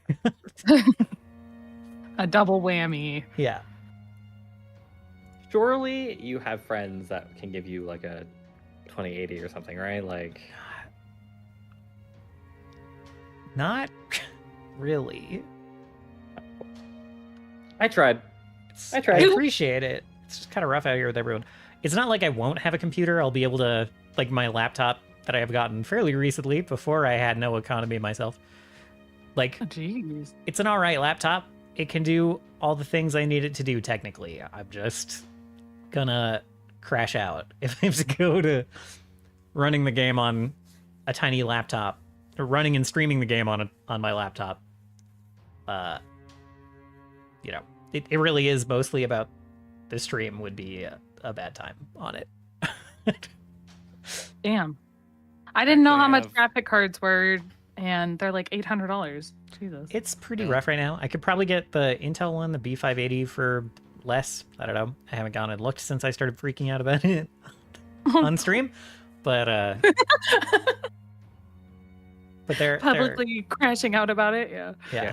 It's so crazy to me because like even like 10-year-old, 15-year-old graphic cards are still like $400, and I'm like, Yeah. what the fuck? Nuts. It's bad So right dumb. now. Why are 2080 like why is a 2080 like a graphics card that came out when I was like when I first got my computer back in like 2012?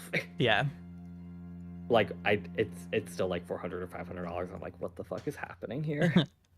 It is both because the newer graphics cards like aren't that good for like games, like just not that much better, and there's a shortage of them, and because of both crypto and then like data centers. AI. Yeah. And it also doesn't help that the manufacturers are all gearing towards supplying AI data centers first rather than consumers, Right. regular consumers. Which is why Oh stuff like my. the B580 is not that expensive, because it's not doing that. If you can even buy them right now, I don't even know what the display looks like. I'm not going to look right now. Okay. Did you know Oops. that if you move into my spare room that I have open right now, Uh-huh. it actually comes with a free 2080 Ti? I did not know that. I did not know Mhm. that. Wow, Mhm. he's sweetening the deal. Yes, he just has to move over there to Arizona with his no economy, by the way. Mhm. Correct. Yeah. Correct. Well, the idea is he gets a job out here, so that he would have the economy. Yes. He doesn't have any He's best gonna in start- gas though. He's gonna start cashing in on the economy in Arizona immediately. Mhm, mhm, mhm. Yeah. There is a 3050 for $190 on Amazon, but the 50 series are okay. I would be. I would also crash out going from a 3080 to a 3050. But Makes sense. you wanna know, get a desperate times 5080 and No, whatnot. no. What 1600 you need, instead? Paris, is you need to drop back down to a 1060, like a 10 series Mhm. card, and Yeah. then go to a 2080. And I really or humble 3080 yourself. Or 3050. Right. And Right. you'll be like, oh my god. You could Trust get me, a I'm really GeForce fucking humble right now. GT 730. Oh. Okay, everyone. $62. Okay, everyone, stop talking. If you do Anything to need, though, keep us on Varus, track. If you do need, I could send you that 2080. I appreciate that. We'll see what Mhm. happens. We'll see if I can. It might not be a hardware failure, and it might literally just be software. So we'll see. But I can get a 5080 for $2,200. Ooh, yeah, we'll pass on that. We'll find another way. Thanks, JB Hi-Fi. You always know how to rack up the price. Okay. So as we come back as the thunder is rippling off back in the direction Basicia arrived from. She looks to the rest of the group. I don't know who all is in the courtyard right now, other than a few startled and alarmed members of Amber and Ash who are just staring. I've been playing in the water. Yeah, Turris wanted alone time, so Steris is also in the water. All right. Is Turris still in the courtyard directing things? Oh yeah, yeah. Okay. Then she will be walking toward you, saying, let's see.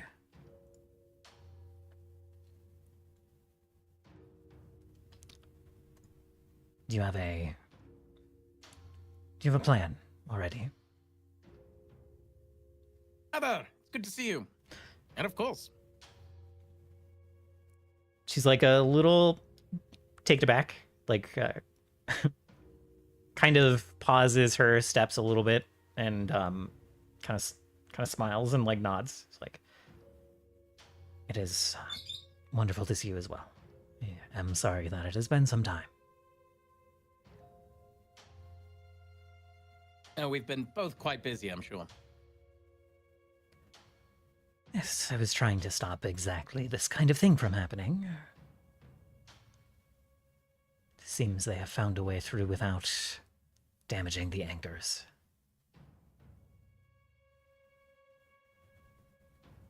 Yes, that rather nasty beastie is keeping the tear open. So we mean to use the Ox's defensive capabilities to destroy it.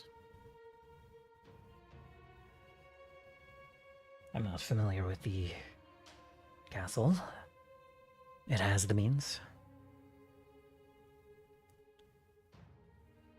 It supposedly has destroyed the Seraph's body one time before. Well, But we are supposed we are it's a defensive weapon, you see. You have to lure the beast in the citadel here. I see the challenge.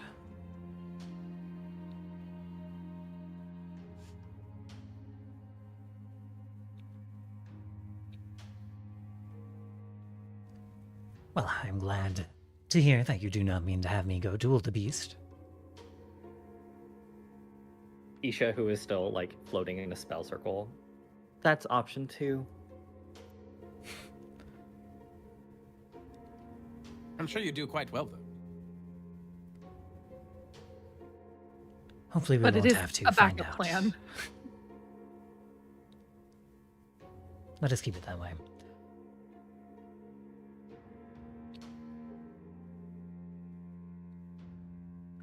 How do you have me assessed? I have some ideas, but I would hear what you have in mind.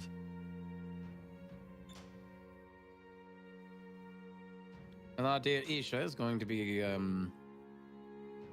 attempting to draw the this Voidwyrm in. If you have any abilities to perhaps, when it's in position, hold it down, pacify it long enough for us to discharge the Ox's primary defensive capability, keeping Isha safe, that might be effective. What do you have in mind? I had much the same thought. Find a way to trap it. Find a way to keep it here. I have some spells that could help, of course, and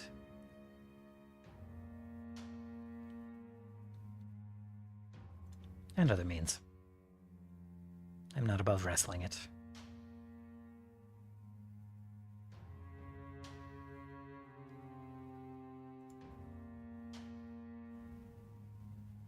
That would be quite novel. So it would.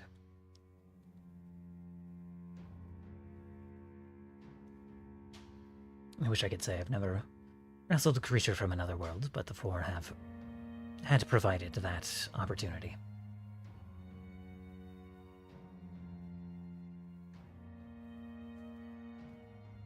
Well, they are full of opportunities, I've come to find. And lucky for us, that experience is quite applicable.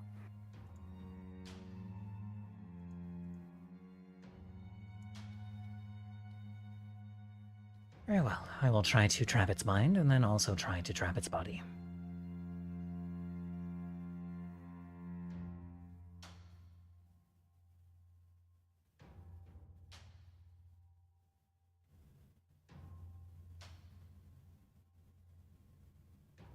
You are the perfect person for us to call on.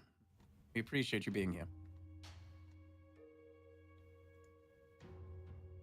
And I said I would be there when you needed aid.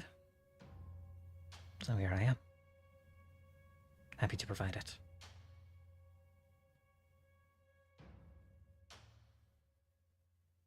And she starts kind of like looking around the courtyard kind of for the first time, looking at all the rather crumbled and busted up masonry. We are currently working on renovations, but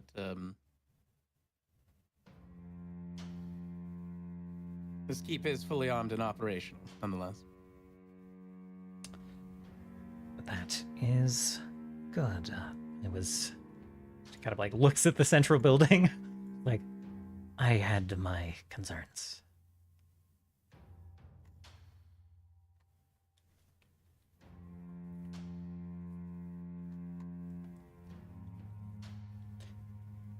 After we vanquish the beast,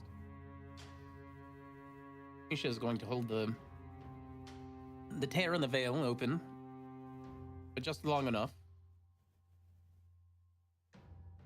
as the Seraph has a fleet of flying vessels like this, ready to pull through. Wonderful.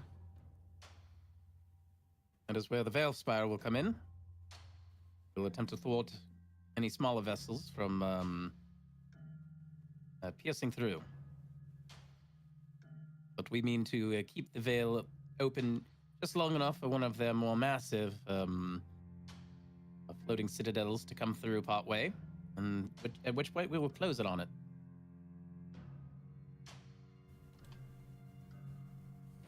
That seems an excellent plan. Swat one of the flies. Indeed.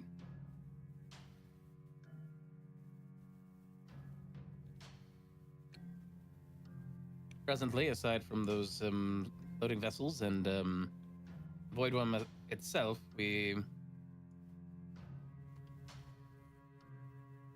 Now, those are the present targets. We don't know when we engage this thing if it has any tricks up its sleeve or ability to call aid itself, but suppose we will approach that when we get to it. Hope that is not the case. I have little experience with these creatures, but I would be surprised if it had no tricks up its sleeve.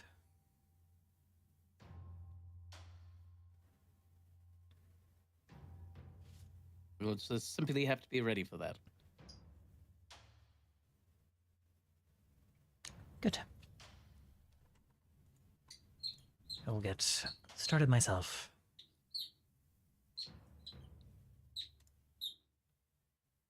And with that, she will start kind of casting her own runes into the air, preparing a bit of a spell trap for when the Voidwyrm gets caught here.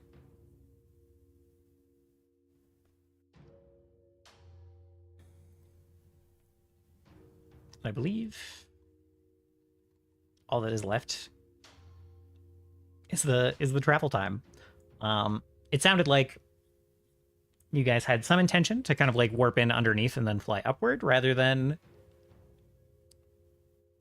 flying over, basically.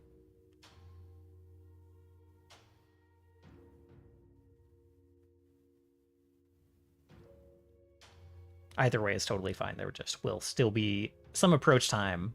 You can't like can't drop out of warp right next to it, basically.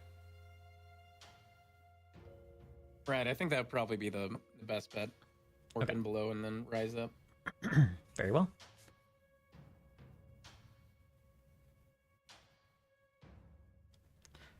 All right. So, Crystal will make preparations to make that jump. Mysticia has... Everyone has their kind of like readied tasks. Their kind of positions to hold at the start of the fight and their tasks for during the fight. So...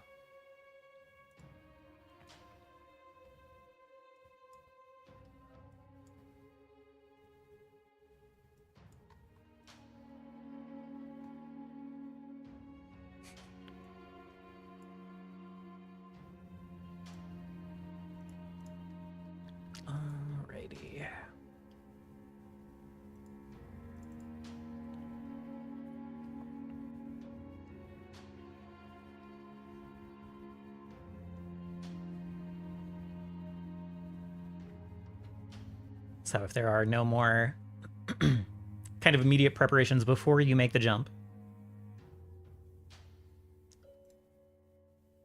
then we will go ahead with that. Let's see.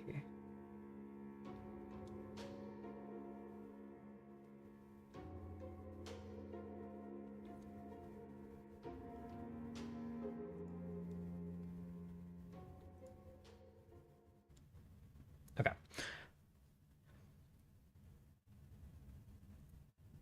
So the crystal charts the course for you to make that jump, basically popping out right where the Auradine Manor used to rest, used to stand. And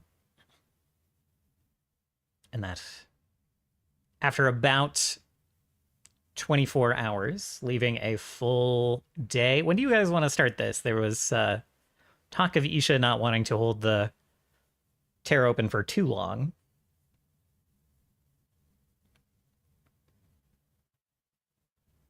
So it sounded like you wanted to engage the Voidwyrm when there was about 24 hours or so to the other vessels arriving. Is that correct? Yes. Okay.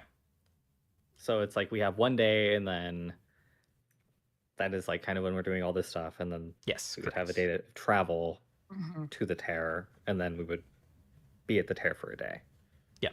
Okay. So,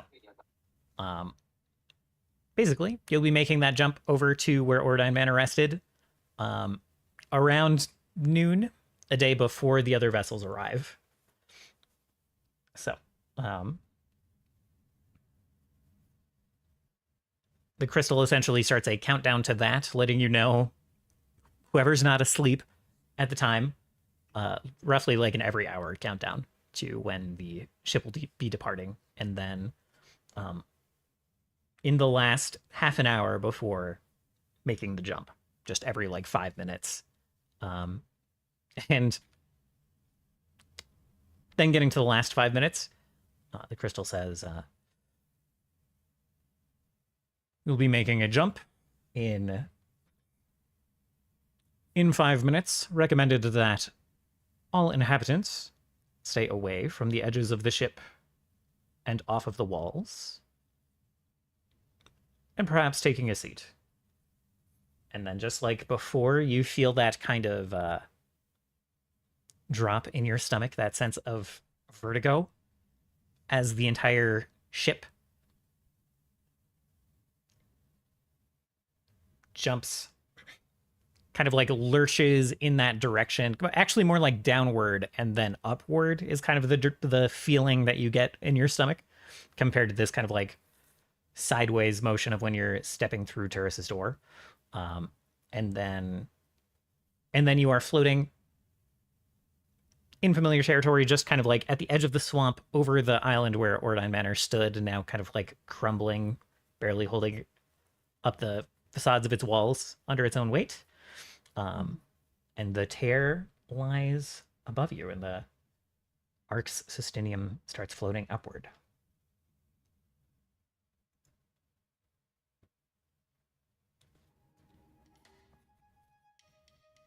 Here we go.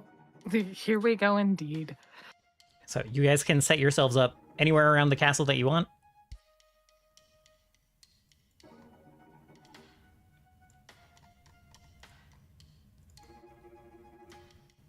As we approach, you see the Voidwyrm above, kind of making those strafes along the tear, still blasting it with that space-bending breath.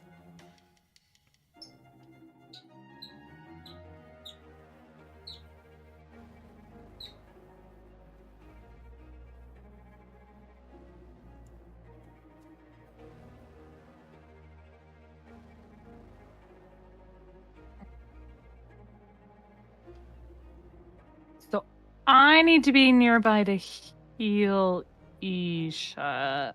Perhaps I'll... That was a joke. not- You don't actually have to be close. What do you mean? I was being snarky. Oh, you're like, I'm immortal. I can't die. I don't need you here. Great. Yeah. Correct. How'd you know? Okay, great. Well, I was taking that seriously. So perhaps Steris is trying to position herself, and he's just like, "Get the fuck out of here." I'm not. I am too busy getting ready to fire my laser. So This Isha guy is shooping to whoop. I am shooping a whoop. I don't know why I don't know why I'm at seen better days, but You just Because you Have not- As you're haven't healed for a month. you have not set your you simply have not set your health to full since the last time you got in a fight. Literally. I was just gonna say, is it all right if I set my health? Yes. to Yes, full? I have- Yes. Mhm. I have It's given been- permission about 3 times, and I appreciate the double check. I appreciate the double check. Crazy. Yeah, yeah, I just want to make sure, you know. If you want to start, maybe you got in this, maybe you were doing a real intense workout, you know, maybe you're really exhausted. You can start Mhm. at 2/3 health if you want. Put it that way. I don't actually have If you stairs. want- I don't if have you levels want set up to be- here. If you want the fight to be hard, that is how you can do that. Is you can start the fight at 2/3 HP and die instantly. It's not like the fight would be hard otherwise. So You need to stop saying that. I'm fully joking. All right. Sure. And under Isha's very flashy looking rune of golden metal overlaying the entire castle, there's just like a kind of like a flash of these blue runes, these very typical arcane spell circles, kind of flashing underneath as Visicia finishes setting up her trap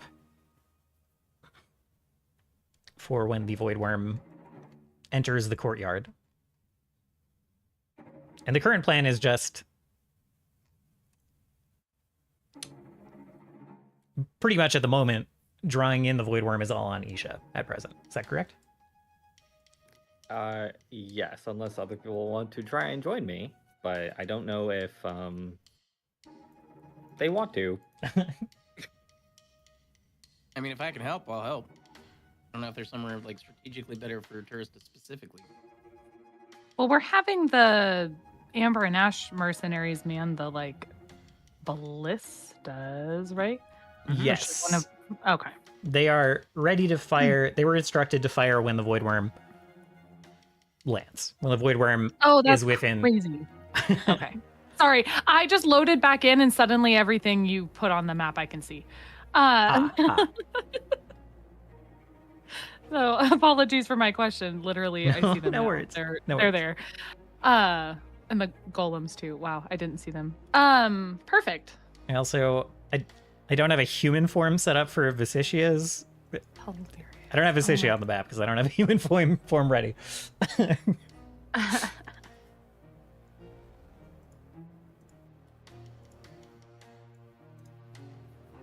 So- Yeah. No, I want to be nearby. I know that you don't have the layers set up, but the staircase leads down to the crystal room. directly to the crystal room, right? Yes. Okay, great. So I'll be positioning myself here, and it looks like Scene is with me. And the Amber and Ash guys, the two who aren't going to be in the stairwell, well, actually, they're going to be huddled in this tower as well. If they can sneak away from Turris, they will be huddled out of direct line of sight, out of direct danger until they are given commands. Friggin' cowards.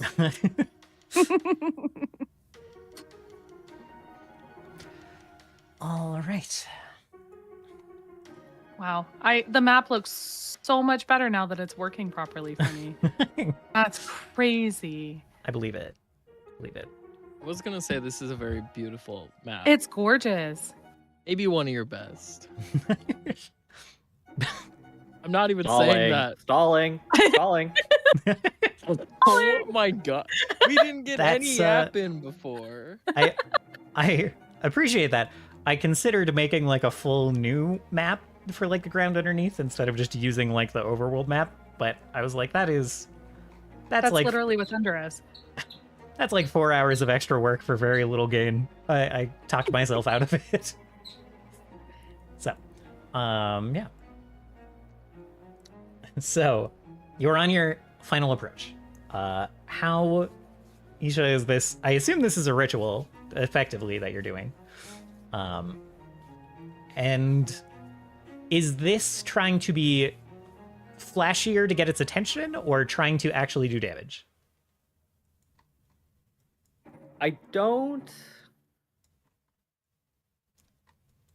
fear that I just don't have a way to actually like deal damage to a level 18 creature. That is fair. That's fair. We can effectively. So this is going to be the opening salvo. It's going to be this sunbeam that you are charging up. So Yeah, like I could, like potentially, I could add like a potential of like +4, and then reroll with mythic proficiency. Gotcha. But I still don't know if that would actually do anything. I can force barrage. The old reliable. That's true. That's true. But yeah, I guess this is more about this is basically more about like like I could make like intimidation to make it feel threatened. I am happy to let you, like when you cast deceptive spells, that is still using your spellcasting modifier. So I'm happy for this to still be a ritual you are crafting that is trying to like get this guy's attention, trying to put on a big show, and you can still roll religion or intimidation if you like. However, whichever which way. I'm just saying, totally fine to use religion in this case to power this spell that way and let the ritual do the work. Yeah, sure. I mean, spell attack plus telescope is the same as my intimidation roll, so it is. Okay. Either way is really pretty much identical. All right. Okay. So you start to approach that crisscross of golden spell circle and runes kind of like lighting up as you are starting this ritual. And you are getting to the point where you can actually see the creature and the gouts of glass-like breath as it continuously blasts that terror in the sky. I meant for it to do this ping and drag you all over there. Ooh.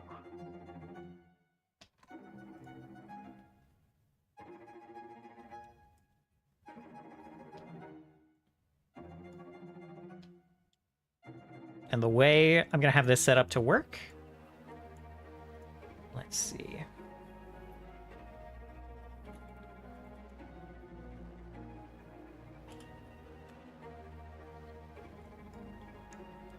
I don't know, a quick way to type this, whatever. I'm going to set up a clock that's just going to say Voidwyrm. It's a 12-segment clock. At 12, you have like maximum damage direct hit potential. Visicia will add an unknown amount with her trap and her holding the Voidwyrm down.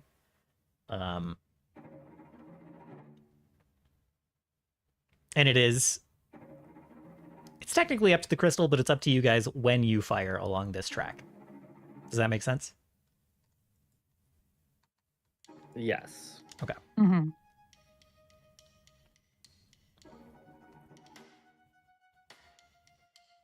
Okay, hold on. I need to.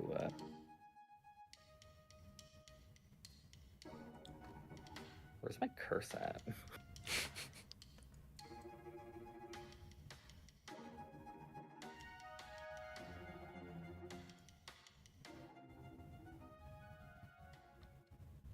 I had wondered. Oh, excuse me. Go ahead. I was gonna start babbling.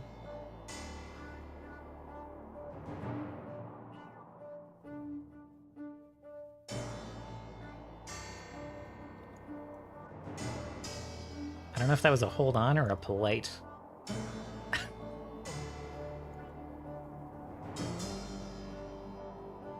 personally was talking to Ryan. I didn't realize I was. Oh, I see. I see. Oh. Okay. Got you. Yeah, but I mean, like in general, like it's really funny that I kind of have an idea of where all the other like NPCs should go, but I'm not entirely sure where I should go. Valid. Sometimes you just don't know what to do with your hands, you know? When there's a giant Voidwyrm that you're trying to fight. Yeah. I kind of thought you'd be down with Crystal, like guarding the door to the tower, but I guess we haven't been invaded by anything yet. You can always move, and that's why I positioned myself where I am. And I can just dispel the door if we have to. That's true. Right, That's right. true. I will have Armus hanging out with Turcon. All right. Okay. And maybe I'll be kind of positioned in here, like kind of close. You know, yeah, I'll just stay close. Sure. Okay. Very well. So, everyone is huddled in their places. The members of Amber and Ash are in the stairwells, ready to jump up and start blasting when the moment arises. I should mention they're... never mind. They're fine. Huh? No. I reconsidered a caveat I was gonna put out. They're effectively, they're not helping to draw this thing in, but they are helping to blast it when the defensive weapon goes off. So Yeah. they're fine. They're fine. They're still effectively giving some addition to this clock. So you potentially have a lot of unknown additional clock going on. A lot of unknown additional targeting. This clock? If I remember right, you had it turned off. Oh, this is the same thing with the iron cred. Yes. What? But world clock? No, not world clock. That's not the right button for Correct. sure. It'll be in your settings, like your configure settings somewhere, and I don't know where. There is a specific module for it called Global Progress Clocks, so you just want to make sure that that is... What are we X-carding?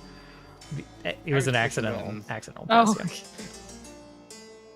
yeah.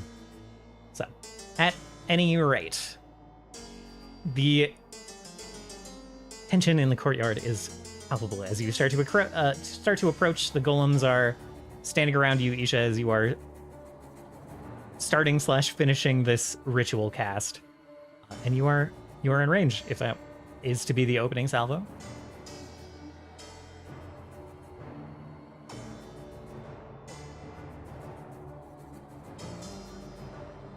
Sorry, I don't want to fail, so I am nervous. I understand. You can, of course, get aid with this ritual if you would like. Yeah, it kind of sounded like to me Vicitia was aiding me. She was kind of setting her own little She was helping spell me. rune, but she can definitely Oh, that's fine. aid with this. Anyone else can actually aid me. I don't know who is aiding me I can aid. necessarily. I can do it. yes, we'll happily aid. Can also aid. Very well. Power of friendship. I can aid with occultism. We also feel like Turcon is in a good position there, being on the opposite side of the wall. That, like, if the dragon drops into the middle area here, yeah, there we go. Yeah, bro should be on this side of the wall. You're gonna be just up on top, Bill, like up way up there. I'm gonna be phased into the wall. Hard trick, no.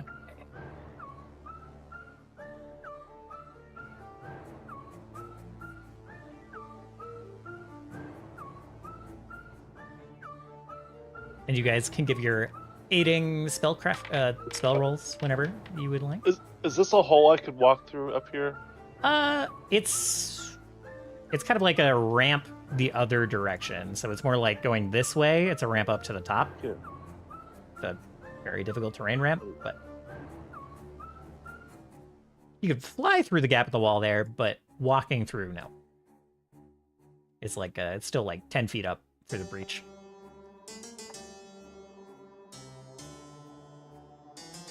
You can roll these there in wouldn't be the much. open, by the way. Would this be spell attack? Any Or- whichever your main like spell modifier is. This isn't a spell attack. You are aiding with a ritual. So Can bonuses to I- aid, that kind of thing. Bonuses to rituals would be helpful. I can use performance, right? Because You could- Since you are primarily trying to catch this thing's attention, yes. You're not aiding with the ritual, but you are helping to make the effect more flashy Okay. and more dangerous. It doesn't actually have to be more dangerous, it just has to look worse. every time- re-roll. Yes, absolutely. Every time you land on the anvil, I'm like, whoa, natural 20. And every time I'm like, oh, No. no. Oh no. If I just do the re-roll using a hero point, that is the It's- mythic thing, right? You still haven't actually taken a mythic feat. But yes, that does a Oops. good enough job.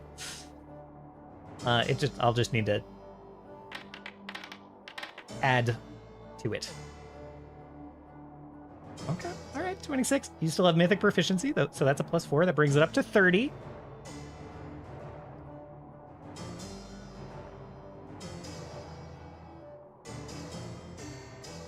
Just select a mythic calling first, right? Yeah, correct. Yeah. And you can just pick one and adjust it later if you want. I think I'm just gonna go with the thespian one. I feel like that makes sense. Steris, are you keeping your roll?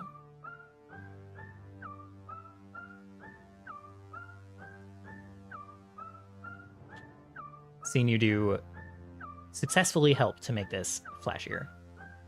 You are adding a Sweet. +2. Actually, let's see, you're a master?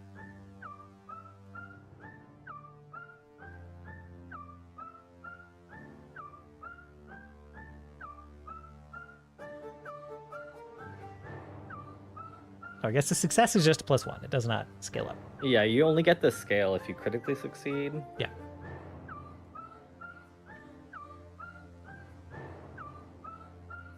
And Turris, were you helping with the ritual? Yeah.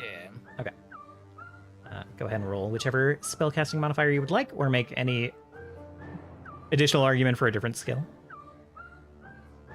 I think for this case, I'm happy to do just Arcana. Okay. Yeah. I have a question. Yes. Would you Oh my allow me to God. use this reaction Let's see. on the ritual? 2.5 the effect of the spell.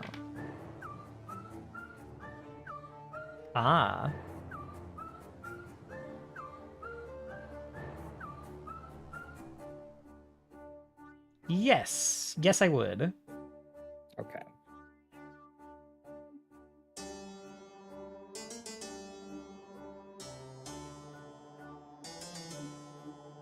31 is also Length a of that. success. Sorry, go ahead. I was just commenting on the length of that item description. Yeah. I know we've seen it before. It surprises me every time. It has a long description, a long reaction, and a long 2-action action. Yeah, it has a lot of stuff that it does, Oh and I'm my always like, oh my god. Uh, Oh my god. sorry. Okay. Steris, are you keeping your 22? You're asking me, so no, I'll re-roll it. I can also add, Turris, are you keeping your 31? I think I'm gonna keep my 31. Okay. I think I'm gonna All right. Cool. Let's see. I have not made my roll yet. 'cause Yes. I am trying to figure out if I can make my roll at mythic proficiency first. Okay. I don't think. I think Cool. I think my calling only lets me do.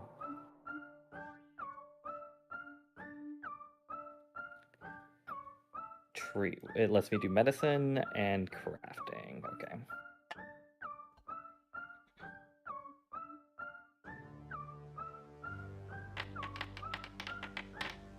Oh! Holy.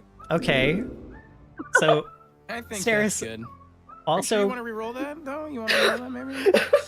Want to re-roll that?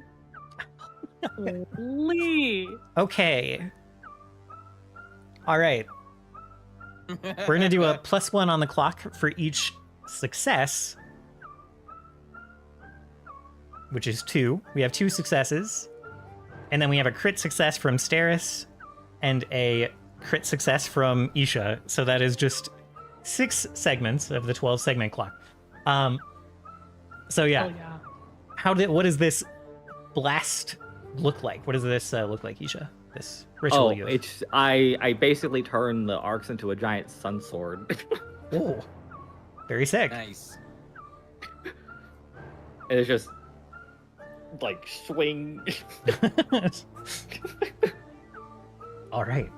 So yeah, this blade of sunlight, this blade of blazing light, kind of like erupts from the arcs. I'm gonna say the whole courtyard kind of like becomes blindingly bright, as just this column of light erupts, and this blade kind of like swings down, pretty much directly at the Voidwyrm. People on the ground can see it. People in the vessels up above, still a day away, can see this column of light flash in the tear, in the breach. The Voidwyrm, for its part, it was just focusing on keeping this tear open. It was largely ignoring the arcs until this pillar of light erupted, and then it like turned, just completely arresting its flight in the air, and spins and like stares at this, what it thinks is impending doom. And it like just tucks its wings in and like dives down away from the blade, away from this shaft of light. Healing light. one Yeah. might say. Right. And just ducks, just goes into like full dive, kind of like away from the blade, as the slice itself misses, as that is not the intent of this spell. But you have its full attention. It goes into a dive and goes down under the arcs, and for a moment you see just nothing as it like dips underneath. Even a couple of the folks from Amber and Ash like kind of like come up out of the stairs and like peek over the edge trying to find this thing, and then you hear a scream as it, just this high-pitched yet deep reverberating scream that shakes the stones in the courtyard as it emerges back on the other side, and the bricks start to shake. There was some talk of trying to time this between breaths. Is that right? Or do we not care about that part? Yes. Okay. Mm-hmm. This was like interrupting one of its breaths effectively to keep that on Yes. maximum cooldown. Okay. All right. Let's see. Oh boy, this is gonna be a lot of initiative. We'll leave Amber and Ash out of this. So this thing screams.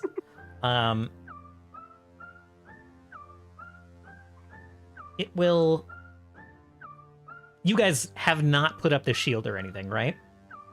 Not yet. No. Okay. All right. And does not immediately make an effort to get closer. Isha, as it screams, you like feel. Everyone in here feels like the tiles almost rattling underneath. And you hear kind of like a shout from one of the towers. You do not see exactly what's going on, but the southeast tower, you hear like a shout. With words that you can't quite make out. You're not entirely sure what's happening, but quickly come to a couple of assumptions as under your feet, through the cracks between the tiles, these inky fingers and hands just start to come out of the stone and try to grasp at all of you. I will need initiatives from everyone.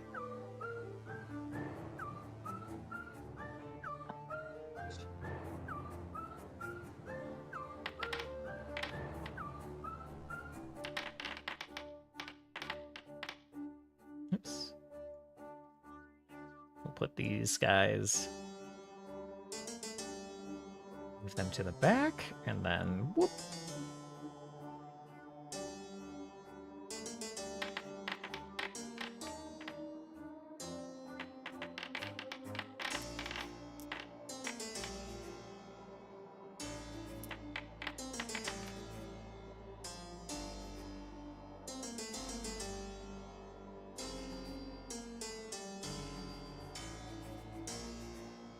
Not mean for this to be invisible. All right.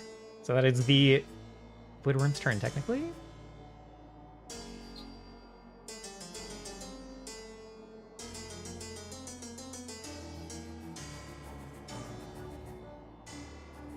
And I guess I will... Let's see.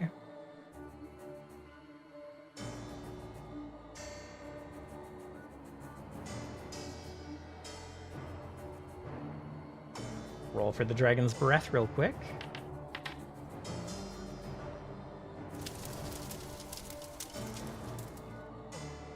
Okay.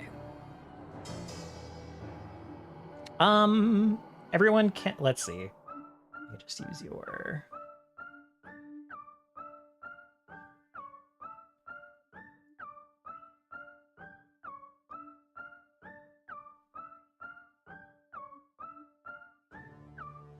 anyone who wants can make a perception check to see if they can get an idea of how long this breath is going to be on cooldown. Anyone who thinks they would reasonably be trying to determine that. Meanwhile...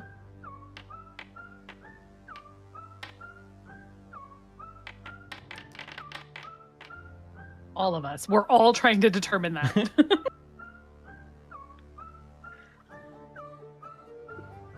Scene and Steris, you think that you caught it like off guard, you caught it mid-breath. It had to kind of like immediately kind of like suck in another breath, kind of like cut off that that blast. And with how off guard it was, how surprised it looked, you think that it has the maximum amount of time to its breath recharge.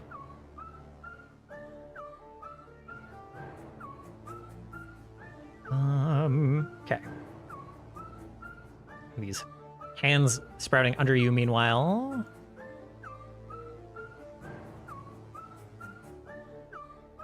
Are going to spend their entire round doing one of these. I will need a reflex save from you guys to avoid getting grabbed by these hands, these inky void hands trying to prevent this ritual from going off again. Oops.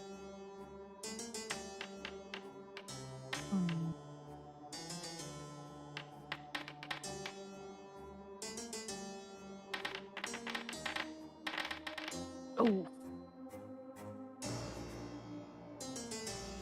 Turris, you will take no damage. Beautiful. Oops. Ignore that one. Sorry, the chat card moved.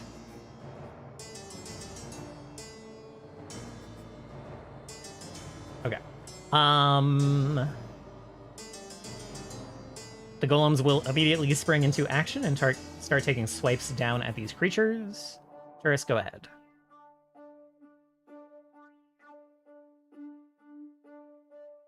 So right now, all we have to contend with are these hands that are sprouting up. Okay. Correct, yes.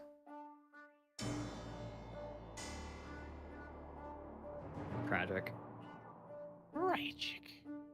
Does it seem like Sorry. I step out of them okay since I avoided their grasp, or They are. It is difficult terrain to make that step out, but they have not grabbed you, so.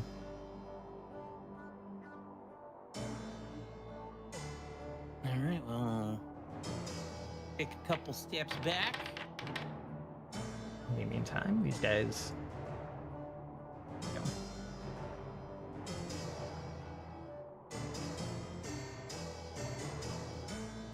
And then.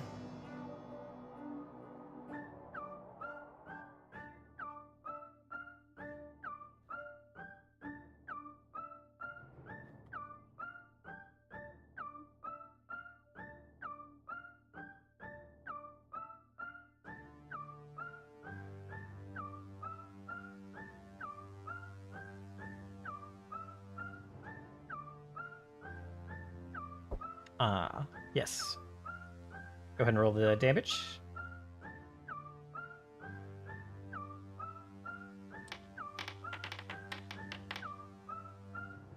Oh, 13. Yeah. Well, a little bit more than that. Ooh. Oh, these are the hands. Yes, yes. Sorry, the token image here is you're not looking at the lady. I mean, we She's, are looking at the TV, but the hands are what we should be confused. talking I was confused. It's I wish okay. it was I just- cropped. I wish the token in particular was cropped so the lady's face was just like barely in it. Like you could see like half of her face and then it was just the hands. That is what I wish for this token art.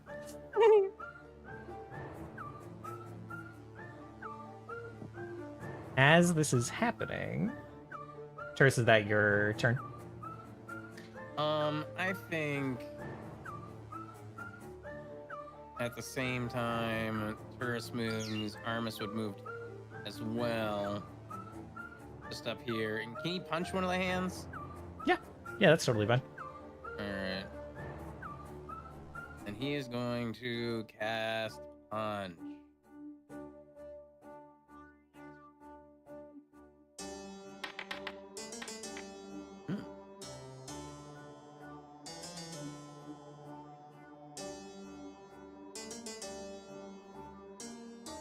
All right. Good punch cast. Go ahead and roll damage.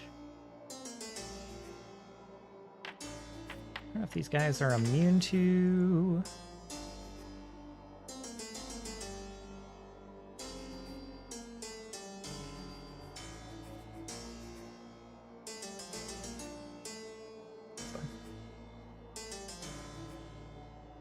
All right. They will take the punch damage. Whoops.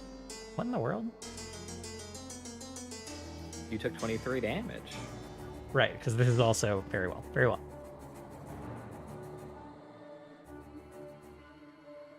We figured out the weakness, lads.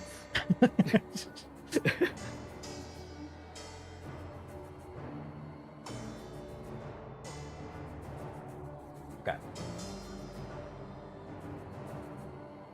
As this is all happening, Turris, that's your turn, right?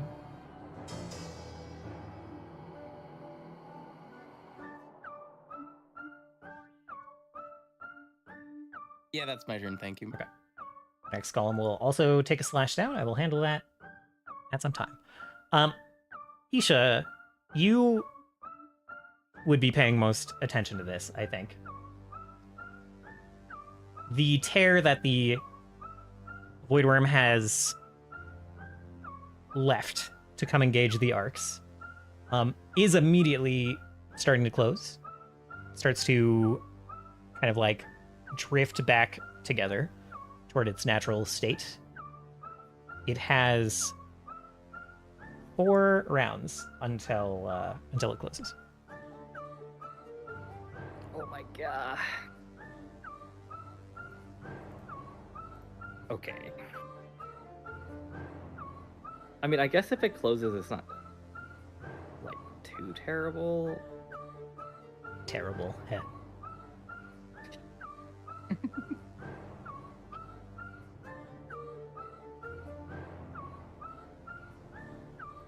I guess what I want to try and do, I'd like to try a religion check to like pull the veil to us to like give us like to Oh. basically. Yeah. Unfortunately, you guys will have to fight. All this stuff alone, I am busy. Okay. I'm busy playing a different game. Yeah. Clearly.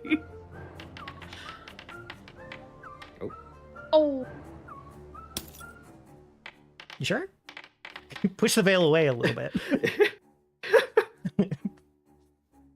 All right, no problem. Do you have a description for how this looks, or I can battle? There are just it's just the way that everyone is being grabbed by hands. They're just like very similar, but like these like golden hands that are like molten cast, sort of just like shoot up and out, and they're just like trying to like keep the thing open. Very, very sick. Not even a problem, I think, on that. I think, let me just look at DCs just real quick. I think we will call that a crit success, in fact. So that will hold off. We'll extend this. The hands have successfully slowed this thing closing. We will extend the clock to be a 6-segment clock. And you are currently holding it open. And if you spend an action every turn sustaining that, the clock will not move. Okay.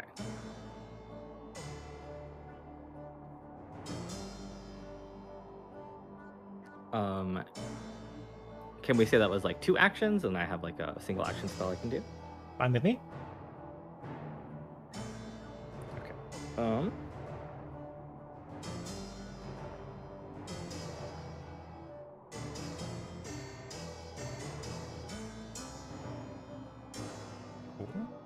whoops a daisy. Okay, I have to increase my curse bound value, but I am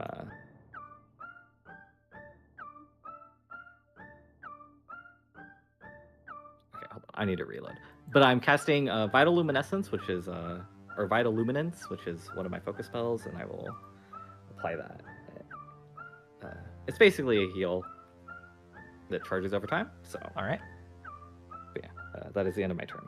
All right. Dragon, it is your turn.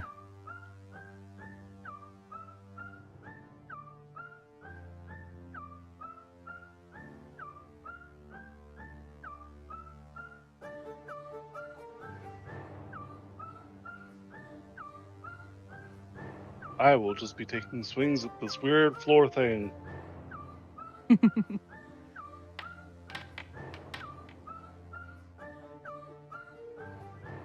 Nice.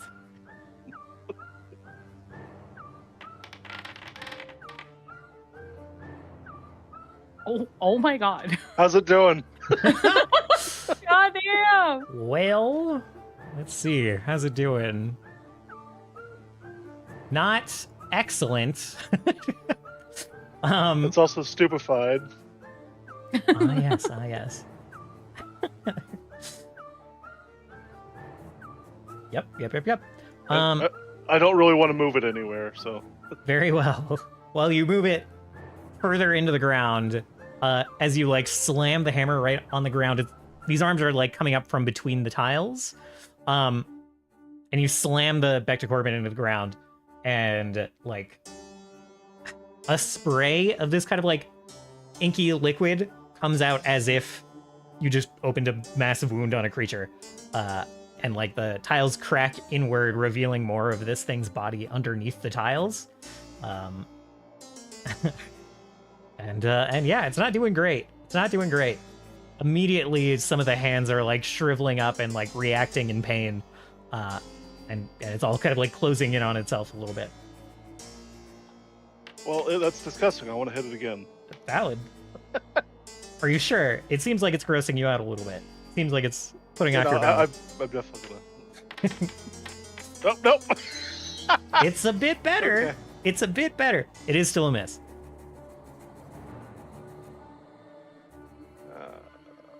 Something else just for me. Let's see. Your proficiency did increase to Mythic here, which got it Yeah. surprisingly close, but still 5 away. Okay. These things have an AC That's of it for me. 29. All right. You, from the door you just closed, It just closed. You didn't. You stepped away from. You hear kind of a scream. I'm not gonna roll for it. It's fine. You hear like a shout as these hands kind of like come over to the edge of this tower. Anyone kind of in the northern half of the central keep can see this. These hands kind of like pull themselves over the side of the tower and come down the side stone. Some of the hands are holding on to one of their victims, and you see one of the members of Amber and Ash come screaming over the side and just get dropped over here and take bludgeoning damage as they fall off the tower, and land in a little crater in the grass. And these guys will just crawl like through the dirt and grass over toward the central heap.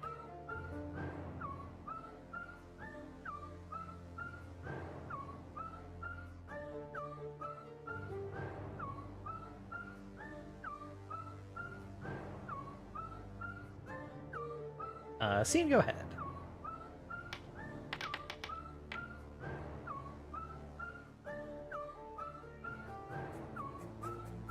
Oh, I made them go in opposite. It's fine. It's fine. I'm going to force barrage the rest of the ones close to death. All right.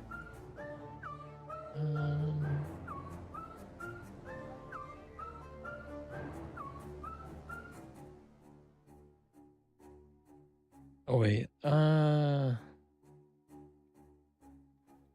one sec. It's so long since we've been in combat.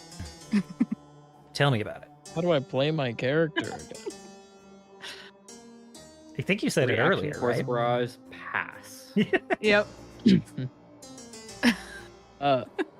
I will first, I guess, Courageous Anthem. And Incursion Composition. And I will include the glass golems in this if I can. Yeah. I just don't. Does mental affect them? No, but you can include them. Okay. It's just nice to feel included. Mm-hmm, mm-hmm. Yo, That's for the lingering composition. that's 4 rounds. Let me-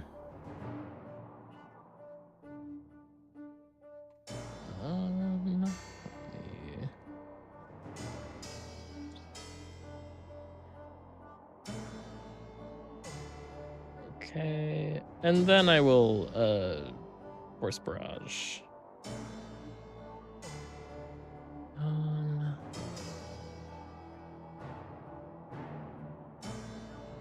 So I need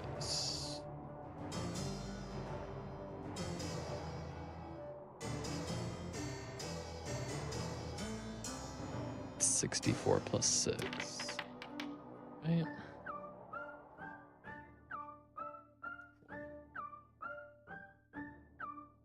My camera Firefox was going into the mirror dimension when I tried to move it around. 21 damage. All right, let's see.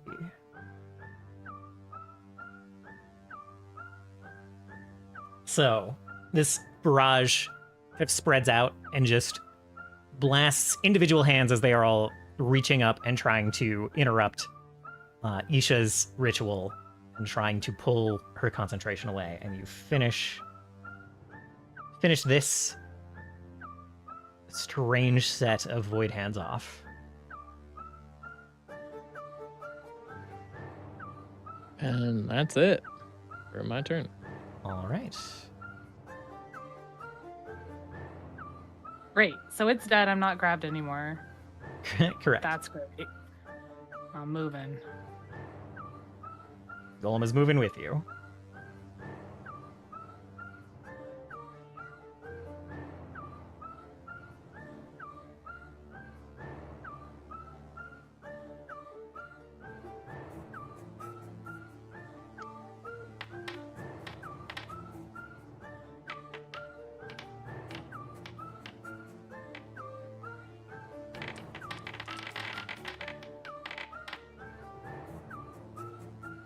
Very nice.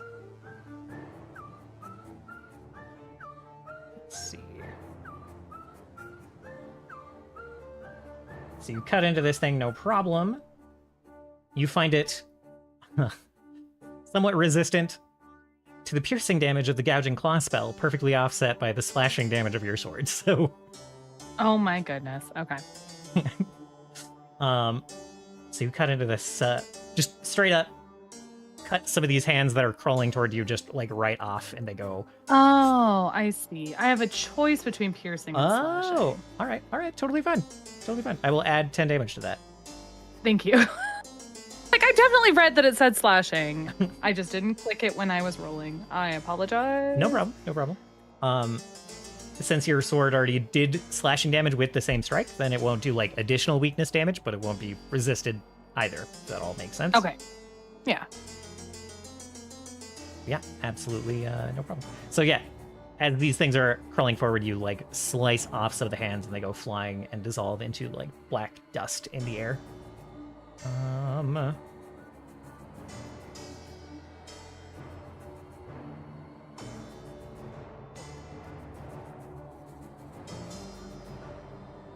Voidwyrm still kind of biding its time a little bit. Not convinced it wants to jump directly in at present. Is going to sweep around the side, fly into the air a little bit. Let's see. I can type, I swear. It does not have its breath back. But it does have a couple of other tricks up its sleeve. Let's see. Oh, it'll sweep on over. Why not? Why not? It's not quite coming in for a landing. But it's going to fly directly over the keep and kind of like arrest its movement, kind of come to a stop and spread its wings outward as well as the fins along its head and the rest of its body. And everything within 30 feet, which is basically everyone in here but Turkon.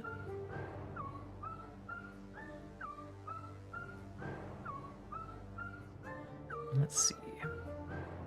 We'll have to make a will save for me.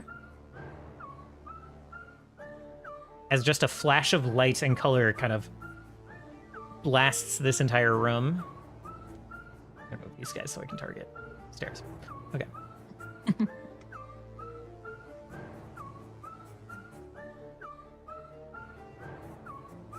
Ooh.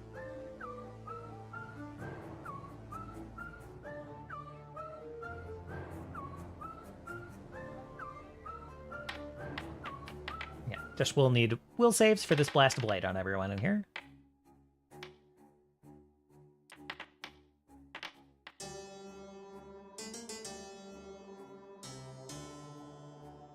Oh no.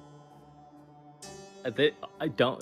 This is not a surprise that we're all critically failing this. This is absolutely not a surprise.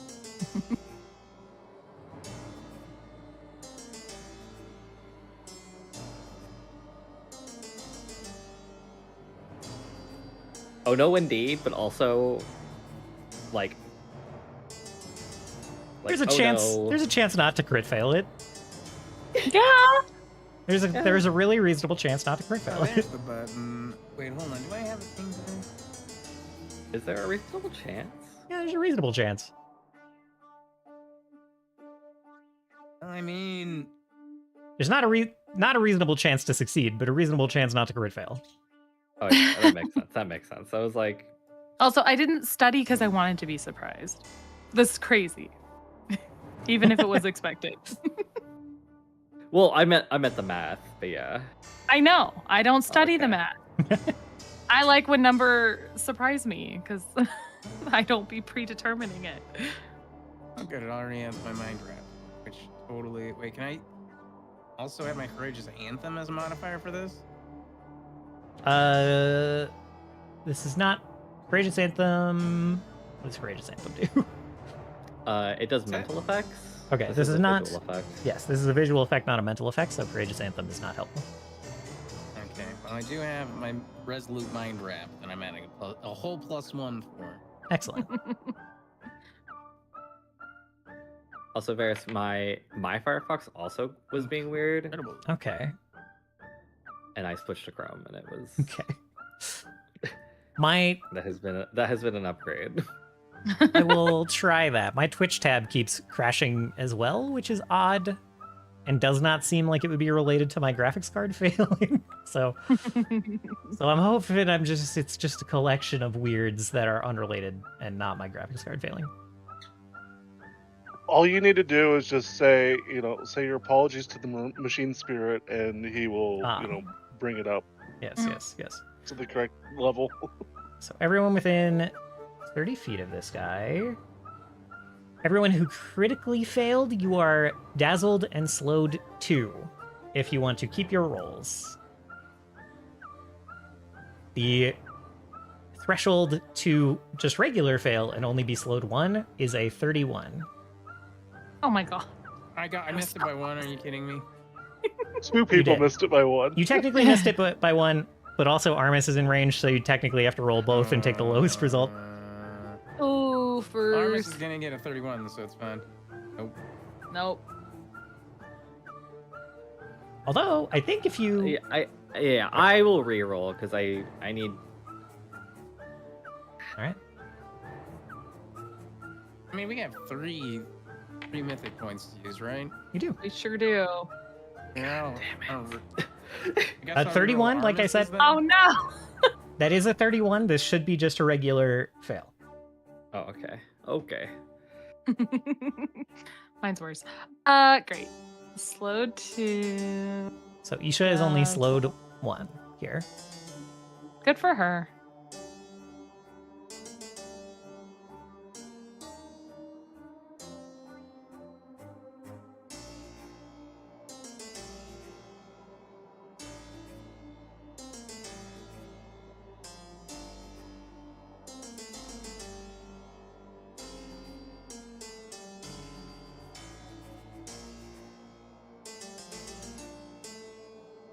Sorry, that was its whole turn. This golem is adjusting to being blinded and slowed and is holding its action. Turris, go ahead.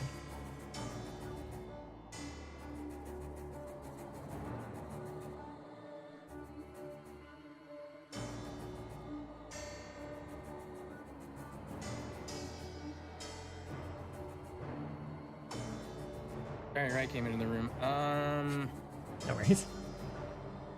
If I want to, I can use my mythic point to have Armis reroll, right? Or would I? Am I like screwed either way? Because I'd still have like a 30 on Turris because he rolled that. Rerolls are a little weird, and I don't know. So I would let you take whatever the reroll result has. Okay. We can let rerolls be that little extra powerful on your like double saves. Okay.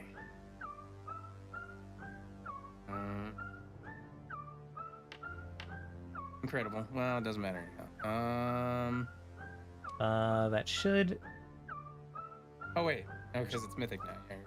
Yeah. So are you just regular expert at that save? Yes. Okay. So expert, you'd be going to master, legendary, mythic. That would give you. You are only slowed 1. You get above the 31 threshold. Okay. How do I take that? I got it. Okay. You're also dazzled, so you're not only slowed 1. You were also dazzled.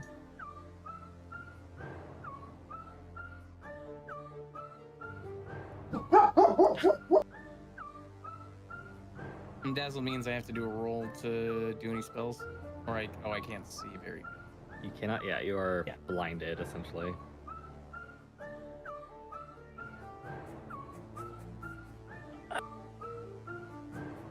Blinded by the fins of this creature. Yeah, you're. Yeah, this is a very bright battlefield. It's so Yeah. bright.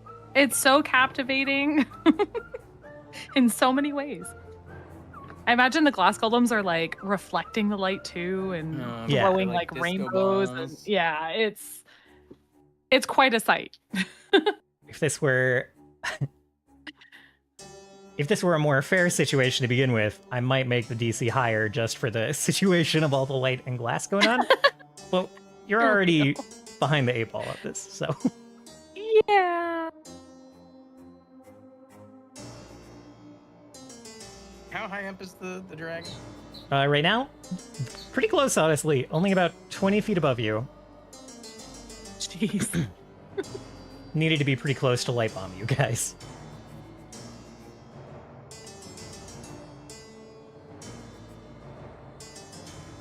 There's no way I'm gonna do damage to this thing, right? Like,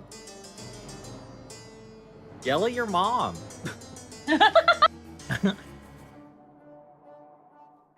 This seems like a great time. If you want to fire it here, you can say the word.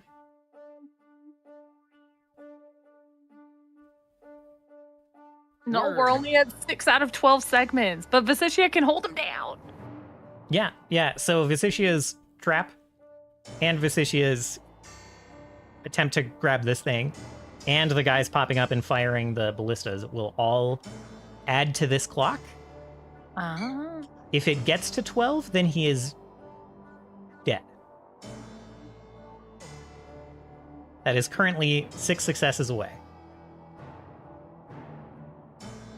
You can probably count on Visitia to make some successes. Up to you guys.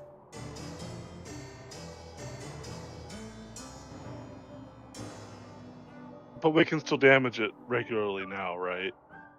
You can try if We you may manage try. if you Yeah, manage to this hit is- it, I would consider it a success on this clock rather than like adjusting its HP because its actual HP just doesn't matter for what we're doing right now. Okay.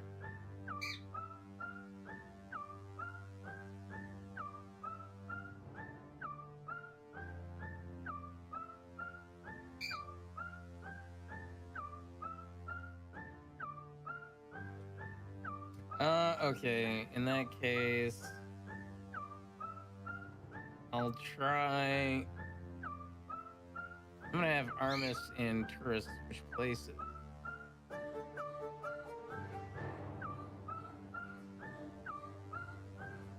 Actually, 20 feet, yeah. Armis going back up. And Turris is gonna back up. Armis is gonna head over here. Question mark? That's kind of big. Oh yeah, he's gonna go like right under the thing. He's going right under it, right there. And play, and then I'm gonna do Eidolon's Wrath. Okay.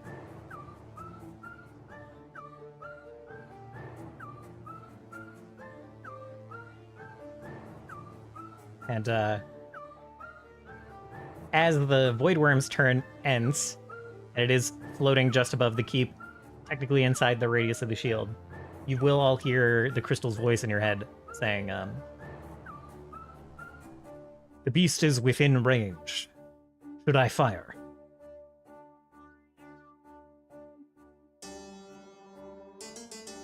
I'm leaning towards no. I'm leaning towards we want to get this guy locked. That's right. Yes. It sounds to me that firing the gun adds to the clock, so it doesn't actually matter when we fire the weapon. We just You need- have people. we need to like You've been- fill the clock with the various things that we have prepared. The weapon will have an effect depending on where the clock is. You guys currently you've instructed some people to have readied actions that will increase the clock as the weapon goes off. You have some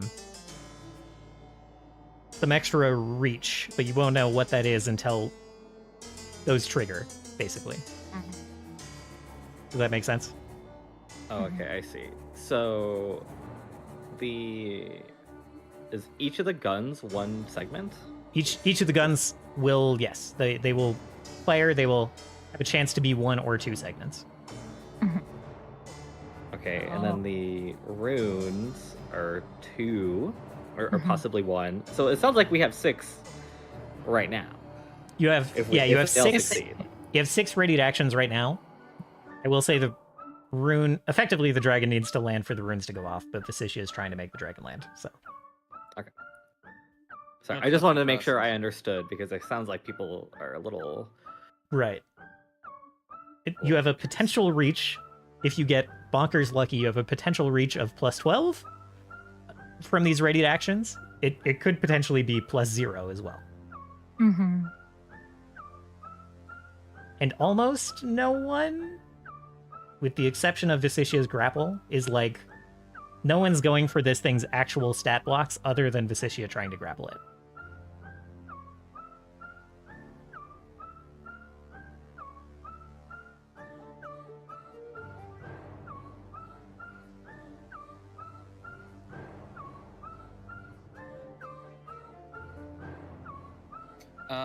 So to answer the Crystal's question, I'll shout, no, but raise the shield. Ah, okay. All right. So you say that, and immediately this kind of like blue scintillating field starts to come up and enclose the entire courtyard.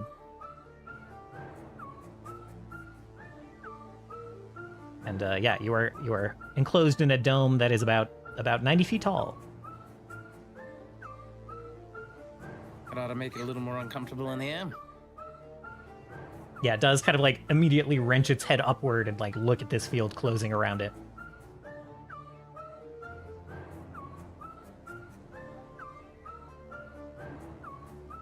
Okay, let's see. And you were sorry. He needs to reflex save. I'm so sorry. You're waiting on me. It's all good.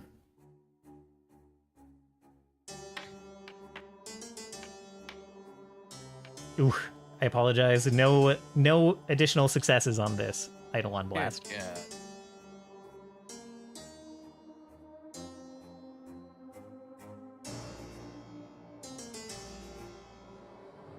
All right. I believe that was all your actions. Yep. Okay. This golem also going to hold its action. It is dazzled, can't go anywhere yet. It's not going to waste its actions moving around and finding its location. It's looking around for dangers. Isha, go ahead. Oh my god. Okay.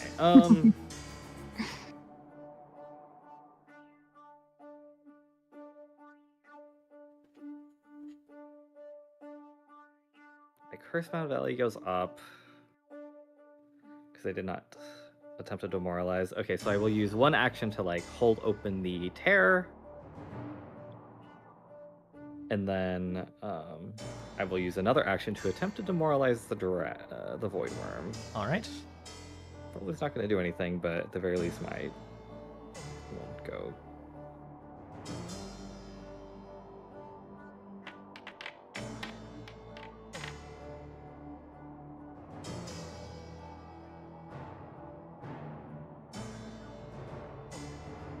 I do add a value of 4 to this.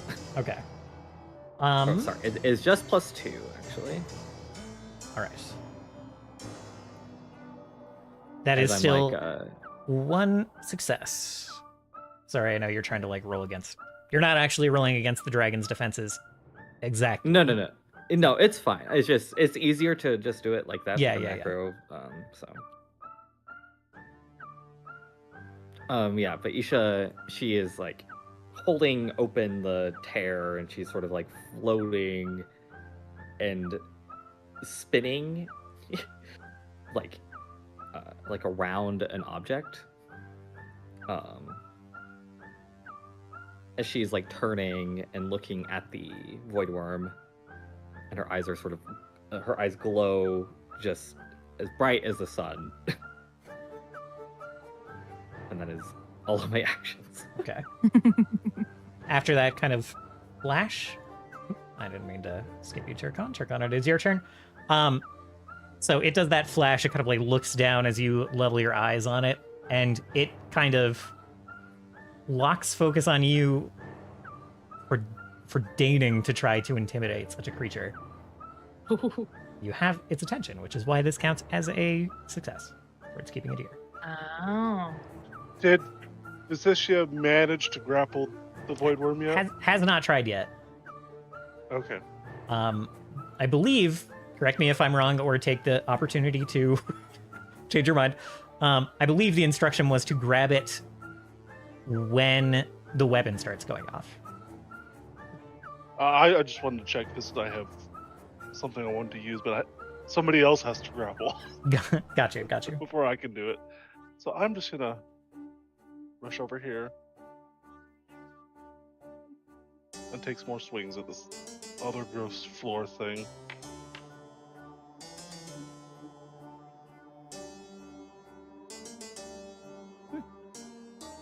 That is a hit. Gross floor thing crawling through the grass. Gets a little stepped on by the Bected Corbin.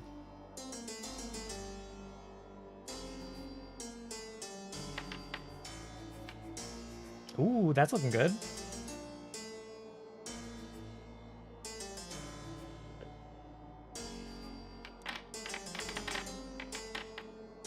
Ooh. Yikes. Still doing all right. Wham wham, you expose more of this strange void creature's body beneath the dirt. Let's see. I think it can. Yes, it can get to a point where it can target all of you. It's going to move over here for one action. Oh, actually, 2 actions to go here. Well, before it does that, Do we get our reactions? I believe. Let me see. Actually, yes. Because it will choose to straight up move and not kind of like shuffle. Yes, in short. Excellent. You are getting an opportunity to attack it as it is trying to be maximally greedy itself. well, nice crit. Monk. Thanks.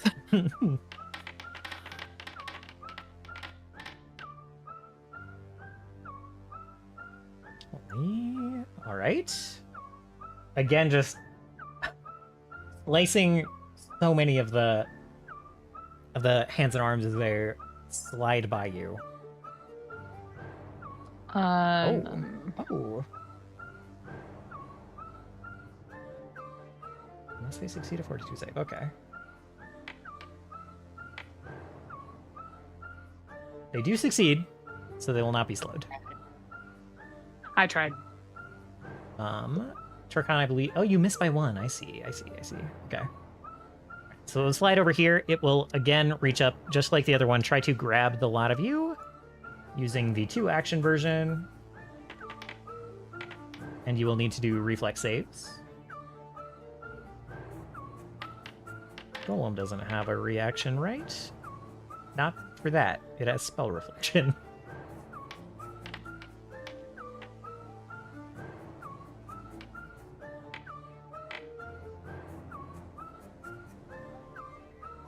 And it only grabs... Oh yeah, it does grab on a failure, so this one will be grabbed.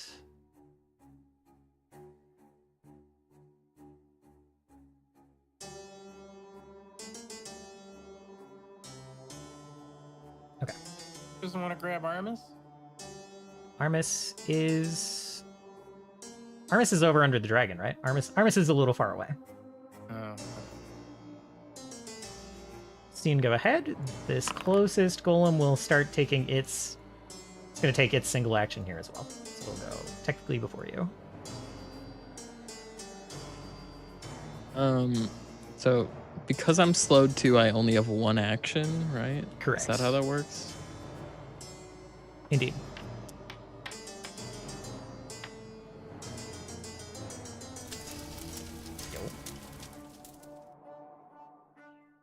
Okay. So Amazing. these hands come up, start grabbing at you guys, and this glass golem just in one clean sweep cuts them all off, and the entire thing just dissolves back into the tiles.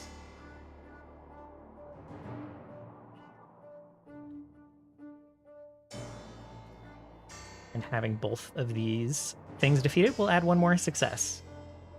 Ooh.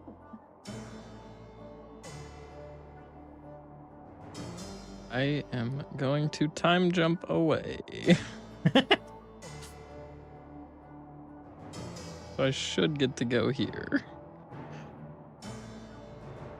Sounds good, sounds good.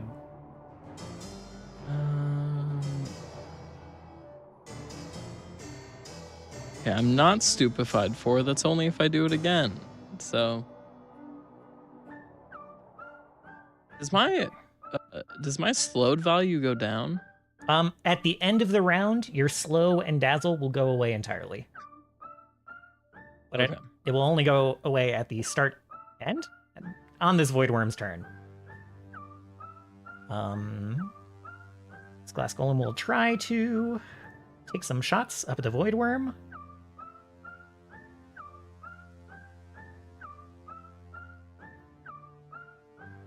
Oh my god, it succeeded. You guys are at 9 out of 12. Steris, go ahead. All right. So for my singular slowed action, I'm going to eat some of my berries.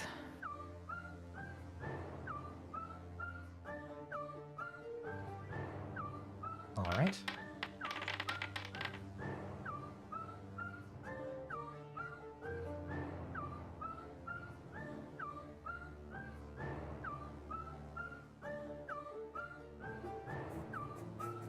Okay.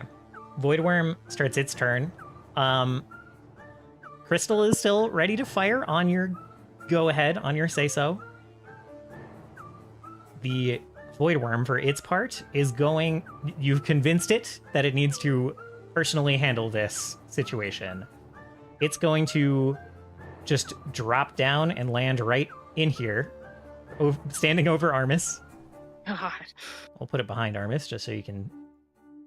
Oh, that didn't work. Oh, because it's still 20 feet up. Well, put it behind Armis so you can move Armis around as needed. But it lands. The runes around the courtyard light up with Vasicia's trap, and it will need to roll a will save.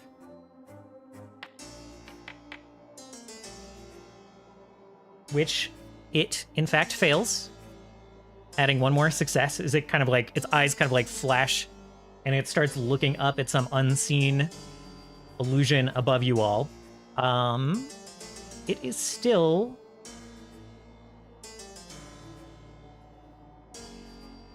Let's see. It is going to roll a flat check to try to target the space where this meddlesome spellcaster was.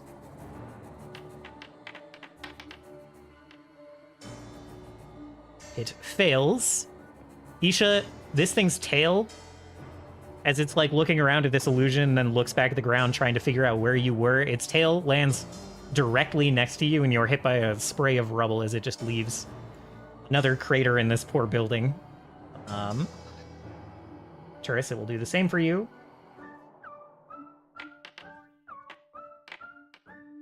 Unfortunate, Turris. Unfortunate. It does actually hit you. Let's see.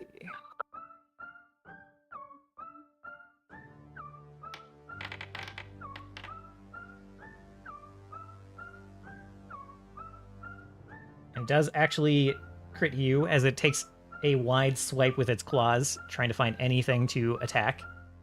Oh my god. Oh, The it was 75 already doubled. Oh, it was already doubled. That was It already doubled. Oh, My just- god. Just directly 46 damage. Very. he didn't take was quad like, damage. oh my thankfully. god. Oh my god. I don't know if that was me hitting the button. I don't know.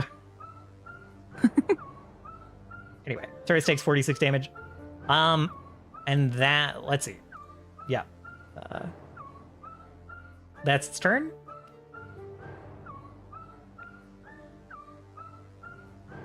Now. Okay. All right. You call that out, and the shield kind of like dissolves downward.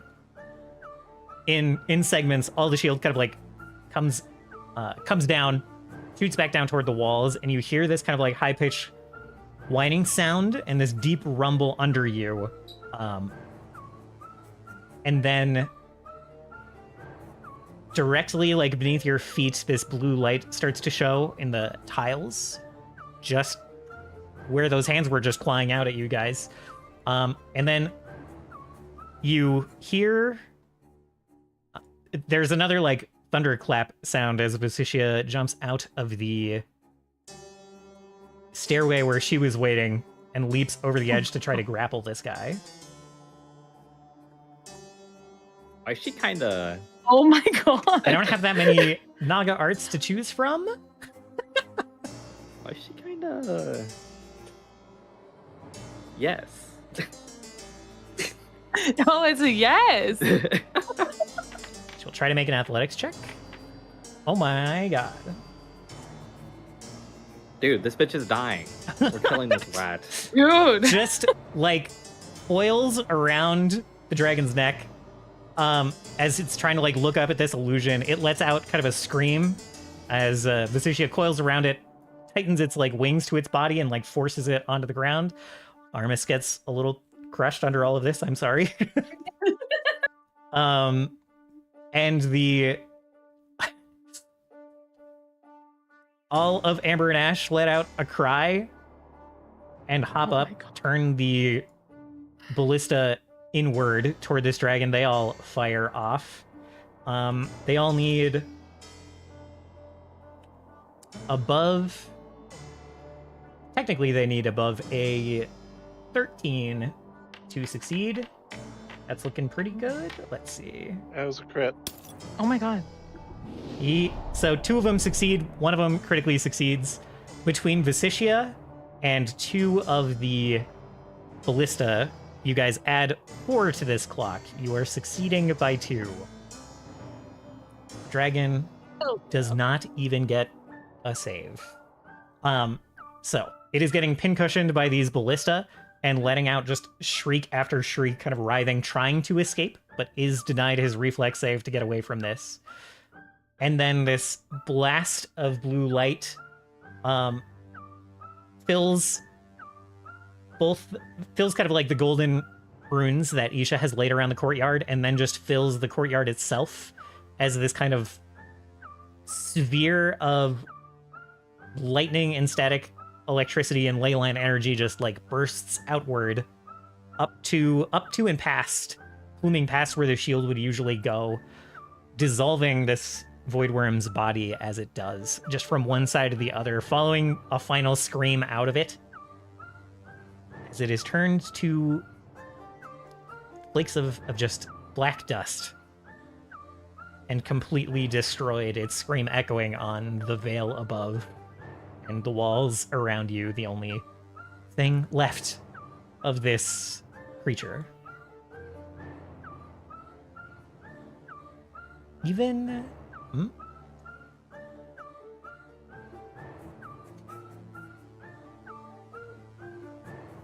Yeah, without Vicicia's involvement, this would have been just a little bit different. It would have been close and would not have been this absolute. Everyone around the courtyard kind of catches their breath, looks around, and the dragon is no more. The weapon has successfully slain it. Armis is flat backed against the ground and he throws up one thumb up.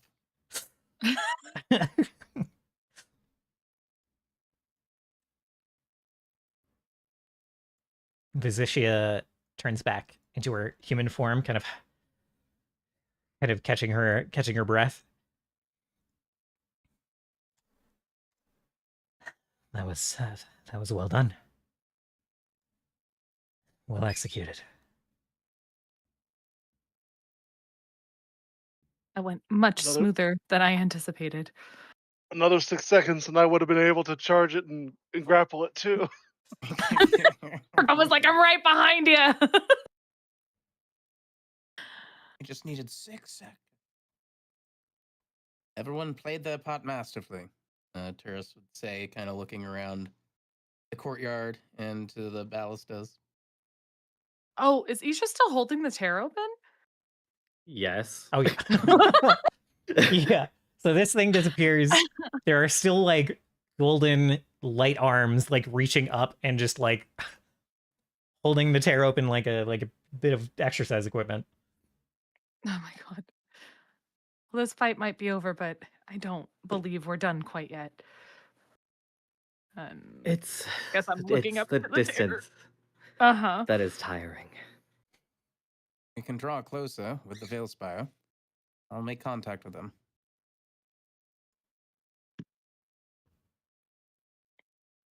And then I guess Steris will command Crystal to move closer to the tear. Yeah, yeah. The arcs will float upward toward the tear in the veil. Ursel, hail the Veil Spire, hail the Veil, and let them know the Voidwyrm is defeated.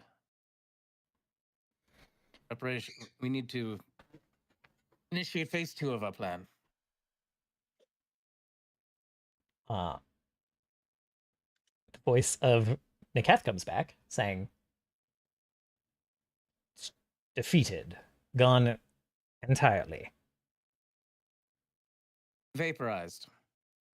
Disintegrated. It's like a kind of moment of quiet. I imagine this is voice only and no video. That is a better result than we expected. We'll come prepare. Make preparations for our guests to have an unpleasant arrival. Oh God, he should know. So, He should know. No! Sorry, I was You trying couldn't to do add I was trying to add my vital luminescence healing to myself and then it killed me.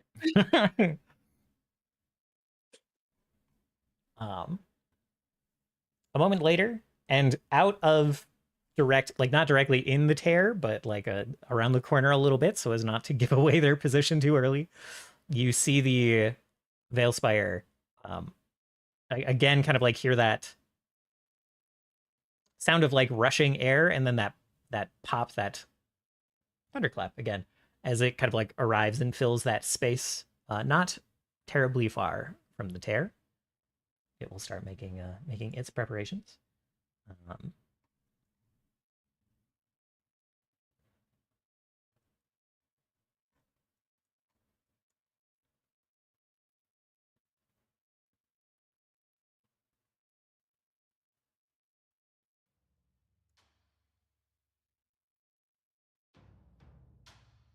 Yeah, you guys float much closer. Each you, it is difficult to hold this open.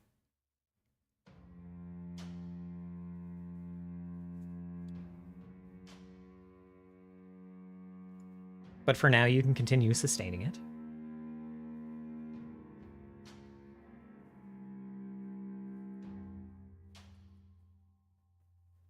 Yeah, well, she's like, Isha is sort of a. I need to touch it, actually.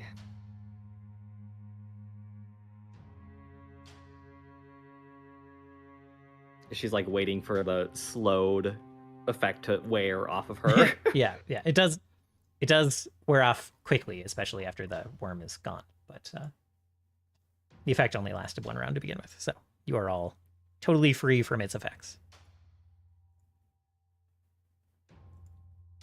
Well, if you need to touch it, then let's direct the arcs to get us as close as possible.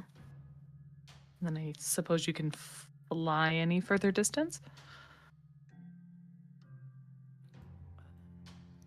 I believe the arcs can just take me right up to where the boundary exists. Yeah, it has no trouble getting you right up next to it.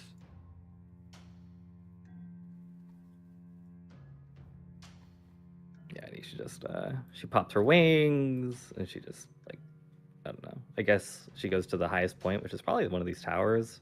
Yeah.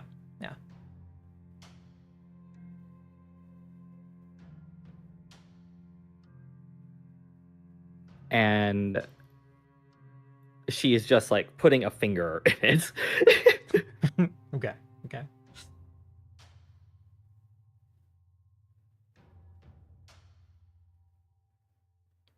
So how long do I have to stand here for?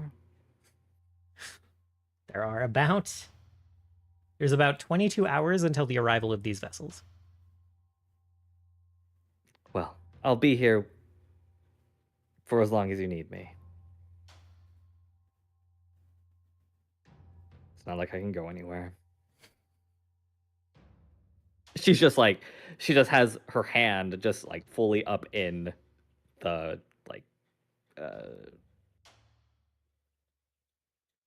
just in her hand, like sort of like vanishes. It looks like a little nub. Oh my god. You are certainly allowed to just like sustain it for the next day or so. You will be fatigued from it, and you will not, of course, be able to regain your spell slots.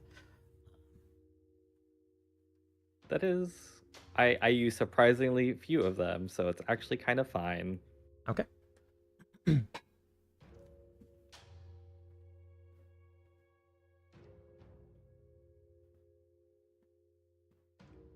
You do. This is, of course, not a long-term solution. And once you. Just the things that you know.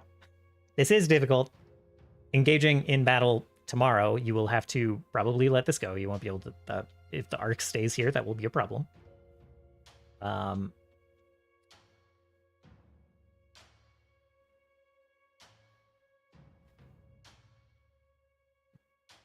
I guess that's all that's immediately relevant. More relevant to your plotting with the devils. This will close on its own without some sort of intervention. Eventually. Yes, I'm aware. Okay. All right. So, the arc's here to hold this open. What is the rest of the party doing in the last? Does the party have anything in the last 5 minutes, or should we call it here? Taking a refresher in the water. Excellent. Immediately going back for a dip. The glass golem's joining you. Mm-hmm. Charis Vicitia is watching Isha from a distance, ready to jump in. And you probably can't help but notice, like, a kind of almost begrudging irritation when she realizes that Isha is just simply going to stand there and hold it open. And yeah.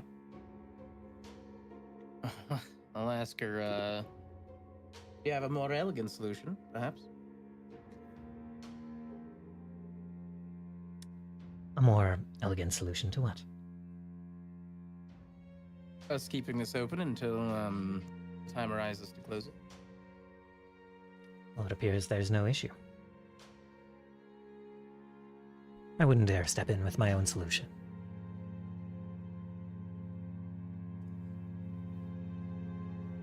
I'm at the very least curious as to what your solution might be.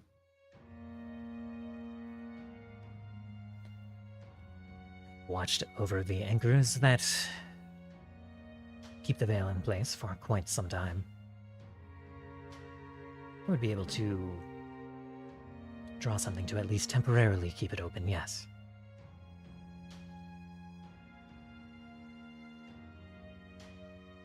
I'll let Isha know that if she desires a respite, that is available to her.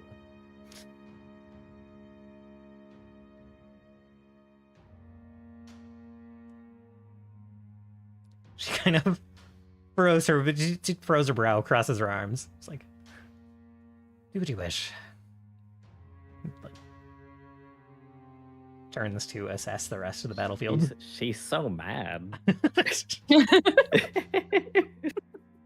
For good reason.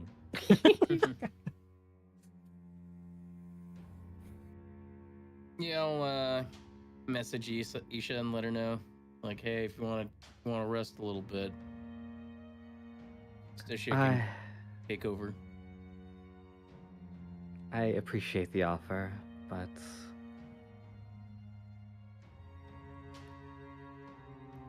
She also deserves rest.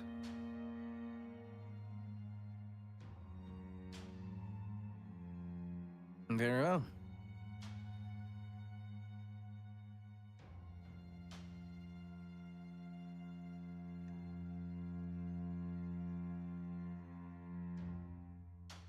I think not. Um, Sorry. Isha does try and sort of like make it look like the dragon, like the Voidwyrm has sort of like is like using the breath weapon to keep it open. Okay. Okay. She is trying to kind of keep the same cadence. Right. Trying to make it flash and fluctuate. Yeah. Okay. Do you get any assistance with that? I could ask Vicitia or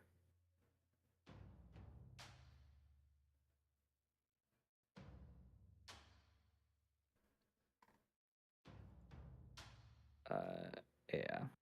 I do. I guess I have a little scene with Vicitia. Okay. We got it. You actually call her with sending. Yeah, of course. Okay, all right. How would you go about creating the scintillating effect?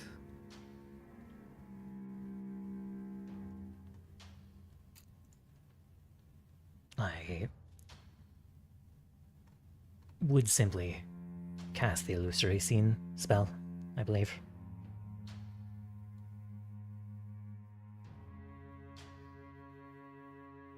That is the easiest way under my command.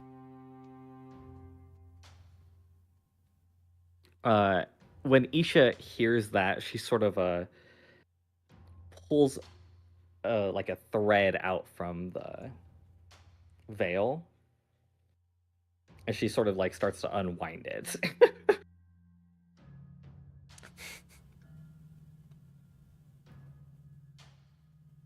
Just like one little thread at a time. Got you. Just pulling at the threads of the veil. Mm-hmm. Okay. And you were trying to unravel the entire veil, right? Like you're trying to destabilize it? Not at the moment, Okay. but Okay. You can, even just with that tugging, like, you can feel how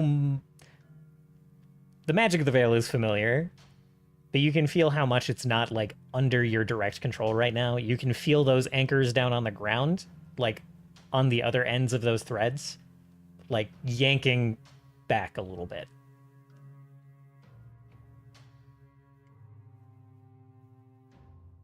And this won't prevent any kind of illusion you're trying to do or anything like that. I just want to pepper that in there. That even right now, the four are meddling. of course they are. Always meddling.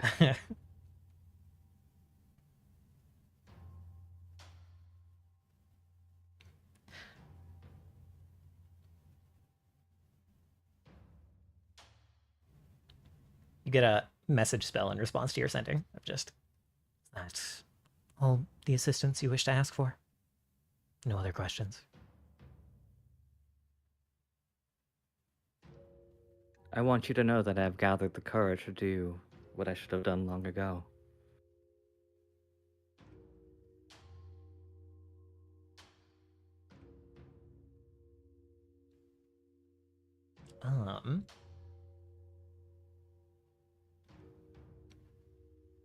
When Vicitia doesn't get a snippy response back, I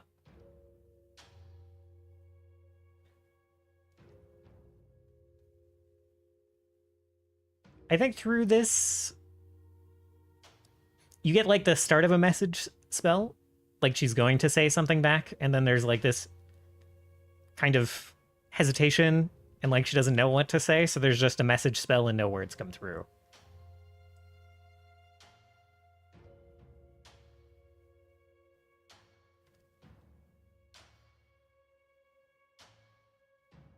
Although you can still respond if you like. It is okay to be afraid.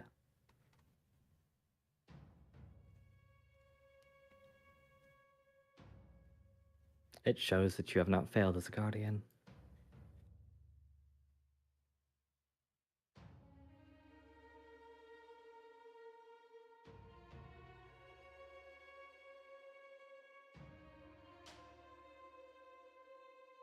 I think after a delay, you hear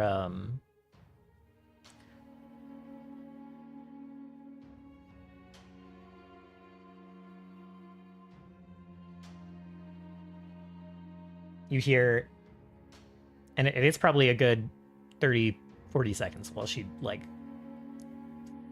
doesn't know how to respond. Thanks for a response. It's like, it will be a relief to have you at your duties again.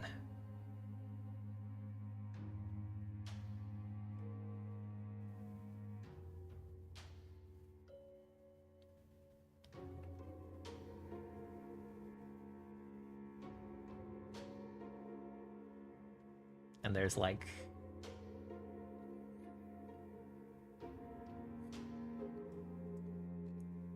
a bite of,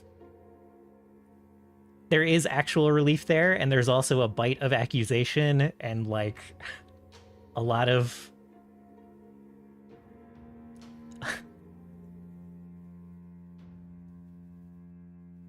yeah, a bite of accusation, a lot of unsaid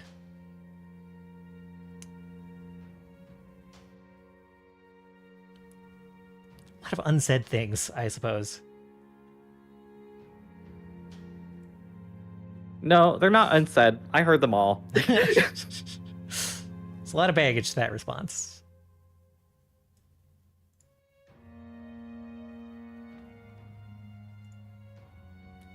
And yes, it is taking place in their heads. I don't know what... This is probably a little bit after the conversation Turris was having with her. Yeah, I don't know if there is anyone... She's probably hanging around Turris. Turris, you can roll a perception check if you'd like to see this like mix of emotions kind of cross Visicia's face.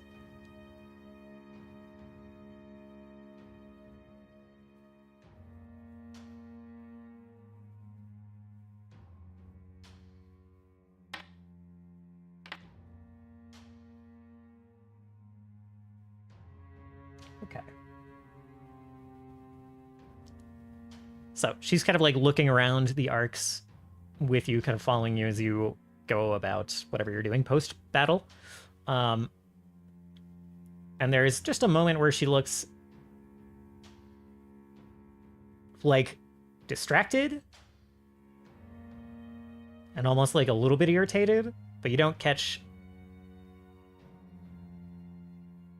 too much more.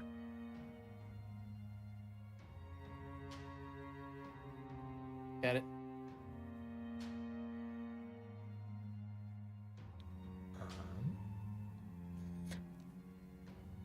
And since we're a little bit over time, I think that's where we'll leave it for the week, with just kind of like a glance from Visicia up at that tower, like a half glare, a difficult to read expression of someone who has felt locked in their duties for 10,000 years, having some mixed emotions. So, thank you guys for playing. Thank you for running. Thank you for running. Yeah, thank Yep, you. thanks. I am sorry that your plan went well. How fucking dare you? I know. Such a bummer. Opening with the crits. Dude, it was great. It was. It went like pretty- the best it could possibly go, Yeah. actually. That sucks. Need more tension. What did I say? I was hoping the dragon would at least one-shot two of you before you fired off the weapon, so it could feel a little closer. I mean, you should have just let Voraktee take the 92 damage crit. But... Yeah.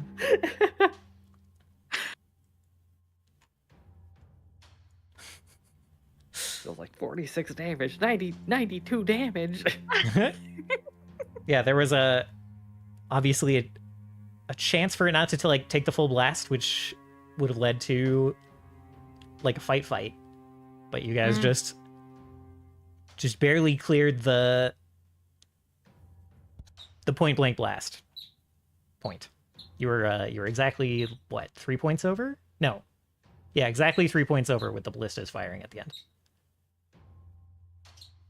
Yeah, that was kind of crazy. The rolls were super in your favor, and I shouldn't be mad about it. Yeah, that could have gone way worse, but I'm always at the end saying that could have gone way worse for them. And that's fine. That's great. I love it when things go well for you guys. Right. I'm not sure if I'm hearing that in your voice right now. Right. I love it when it's fine. It's good. You love it when your level 18 villains do less damage than the level 14 ones. Anyway, We level, Okay. right? you do in fact level, yes. Oh, You do level. it's happening. You can also take your next mythic feat. Oh. Those of you who have not taken a single Oh, yeah. one How can many take of those- two. Excellent. Oh, okay. Yeah, perfect.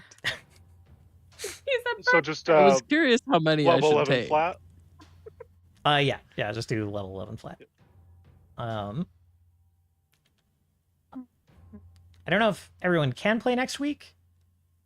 I have, especially after, not getting the job that I thought I was a shoo-in for, I've been like a little bit depressy and having a little bit of trouble. Well, I will Locking say my in. work Yeah. work schedule is good for next week, but not the week after. Next week, but not the week after. Okay. 27th, I have an early shift. I do technically, by way of having this ready, I do technically have a lot of the arrival ready as well. So, yeah, I can try to run next week. I am sure I will be. I have a job interview tomorrow that I'm hoping will go well and might totally dispel said depressy feelings. So hopefully I'll just be good and ready to go next week. I may luck. get to Monday and freak out and bail.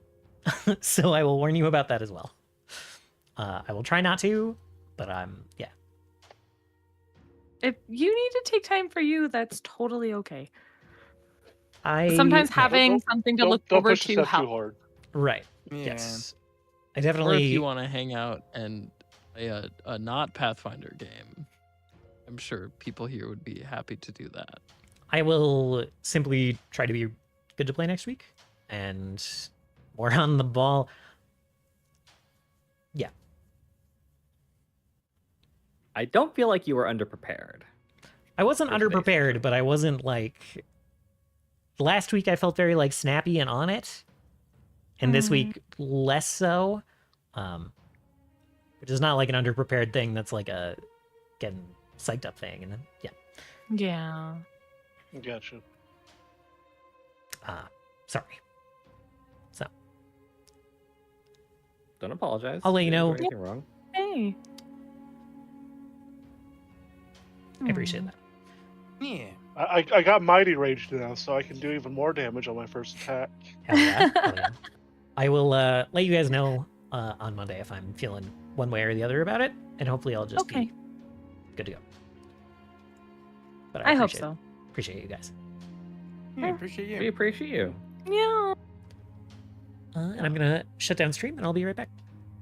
All Alrighty. right. If I can find my Discord. It's somewhere. It disappeared. It did. I found it though. All right. Thank you guys for hanging out. I had a good time. I hope that you did. I'm glad that things didn't continue crashing. I'm going to try to figure out what's going on with my computer. And yeah, thanks for hanging out for Pathfinder. I will, I think, be back next week. We're going to try to do some music streams at some point, but as you just heard, I am not at my best. I will try to be soon, though, and we'll see how that goes. I'll let you guys know. Until then, I hope you, at least, have a wonderful end of your week and a wonderful weekend, and I'll see you all again relatively soon. Goodbye.